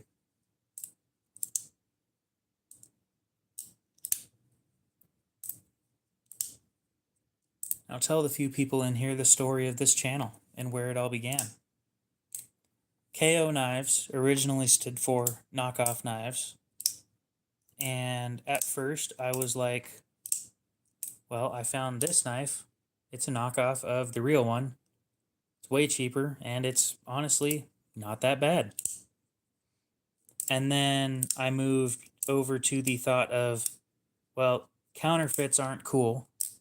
So maybe I'll just buy fake ones and real ones and tell you why the real one's better. And then I figured, why blow double the amount, more than I have to on knives when I could just buy real ones? No, Kevin from Devo Knives, or Lefty EDC, I was talking about in his stream that I wanted to design knives. And he was like, well, with the name Knockoff Knives, that's not going to go very well.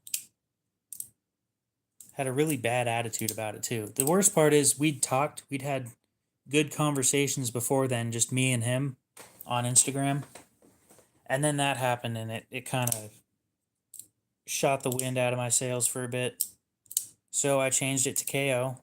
Did that on stream with Knives, I guess, and here we are where it is now. I have been working on designs with Jin Knives. I also have a lot of future stuff that we've been looking at the moment. I do not have any butterfly knives, nope.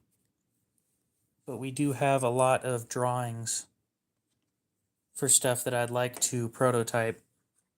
Stuff that I'd like to send into companies like Civivi or We Knives.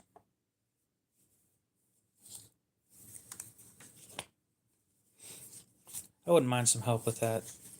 I want something similar, but I don't know, having this knife as my channel logo, just, don't get me wrong, I'm never getting rid of this thing. But it's a little weird. A lot of people didn't know that this is what the channel logo was, but it is just this trashy little $6 knife that I got. It just happened to be circular, and I figured it's the shape of a profile picture. Let's do it.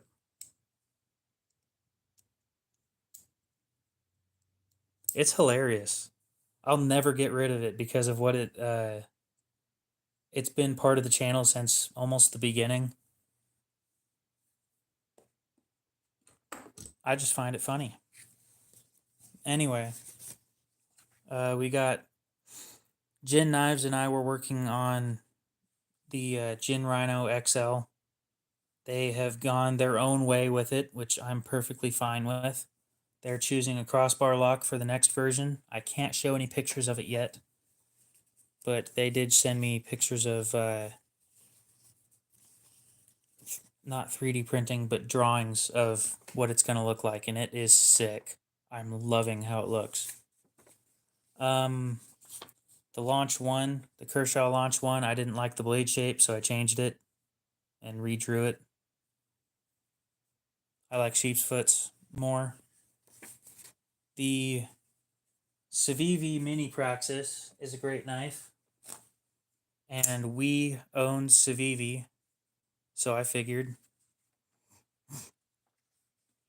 let's have We Knives make a version of the Civivi Mini Praxis and have the Wii Praxis or Mini Praxis or Baby Praxis or whatever with titanium, carbon fiber, whatever inlays, and 20 CV probably for the blade steel.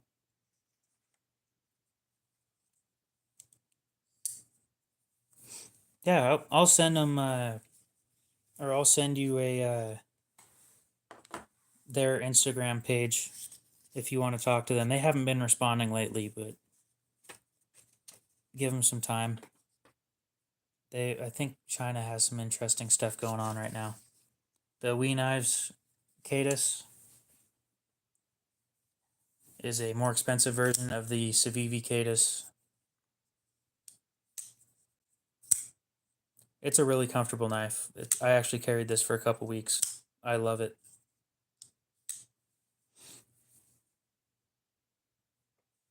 We got this thing that I haven't completed yet. I don't know where I'm going to go with that. A small traditional slip joint.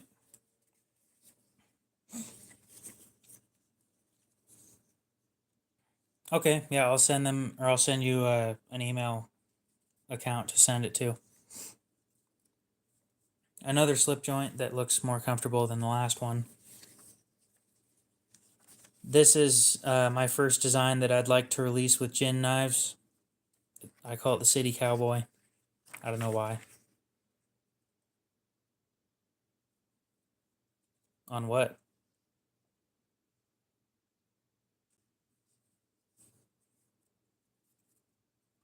I just have, these are just sketches. I don't have anything set for pocket clips or anything yet, so.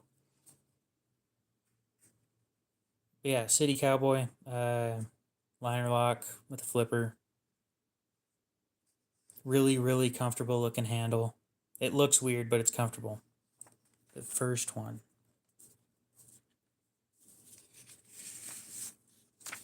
This? Because I think the small one, yeah, it's reversible.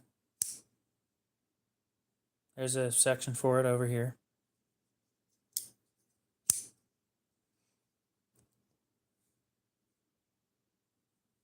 It's a solid knife, this little one. It's fun to play with.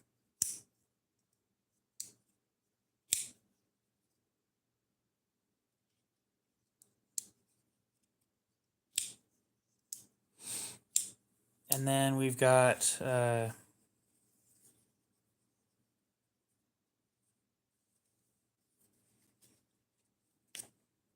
we've got the two IGS designs that I'm working with knives, I guess, on. These are two alternative blade shapes. Small knives are interesting. Oh, this one. It's like $33 on Amazon, and you get 9CR. Yep, 9CR 18. It's not bad. It's fun to play with. A lot of opening options.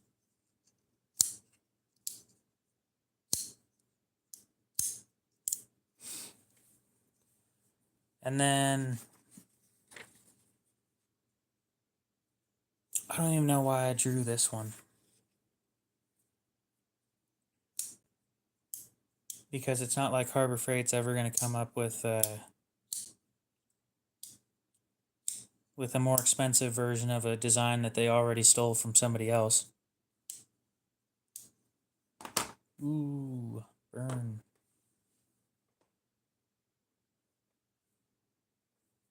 But it was basically just this knife, just more expensive with Mokutai inserts.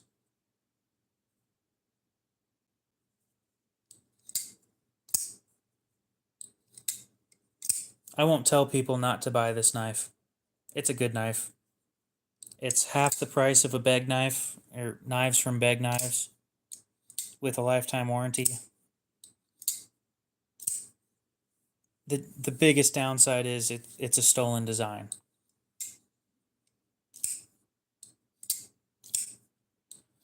I don't buy Chinese Kershaws unless they're a really good price. Like this one was $5 at the pawn shop. It needs new bearings, and I'm perfectly fine with replacing those.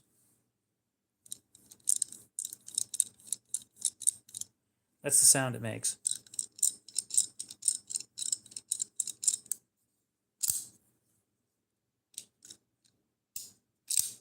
It also needs a new pocket clip. This one's bent sideways. So I already ordered all this stuff. We'll see where that goes. Most of the stuff I buy is used. Like this one.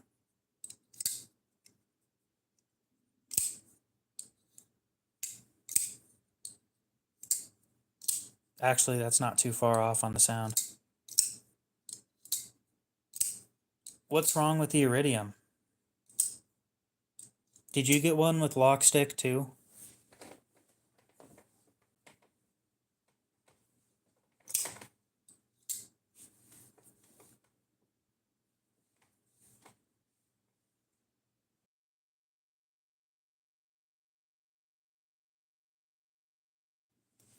Well, guys, looks like I gotta end the stream. Everybody's coming home, and it's gonna be a loud house here in a minute. So, I'll send you a message, Eagle Scout, here in like 10 minutes or so. If I don't forget, I'll probably forget. So we'll see you guys later. Hopefully, you have a great rest of your day, and we'll see you in the next one. And we'll work on something, AJ. We'll see what we can come up with. Later, guys.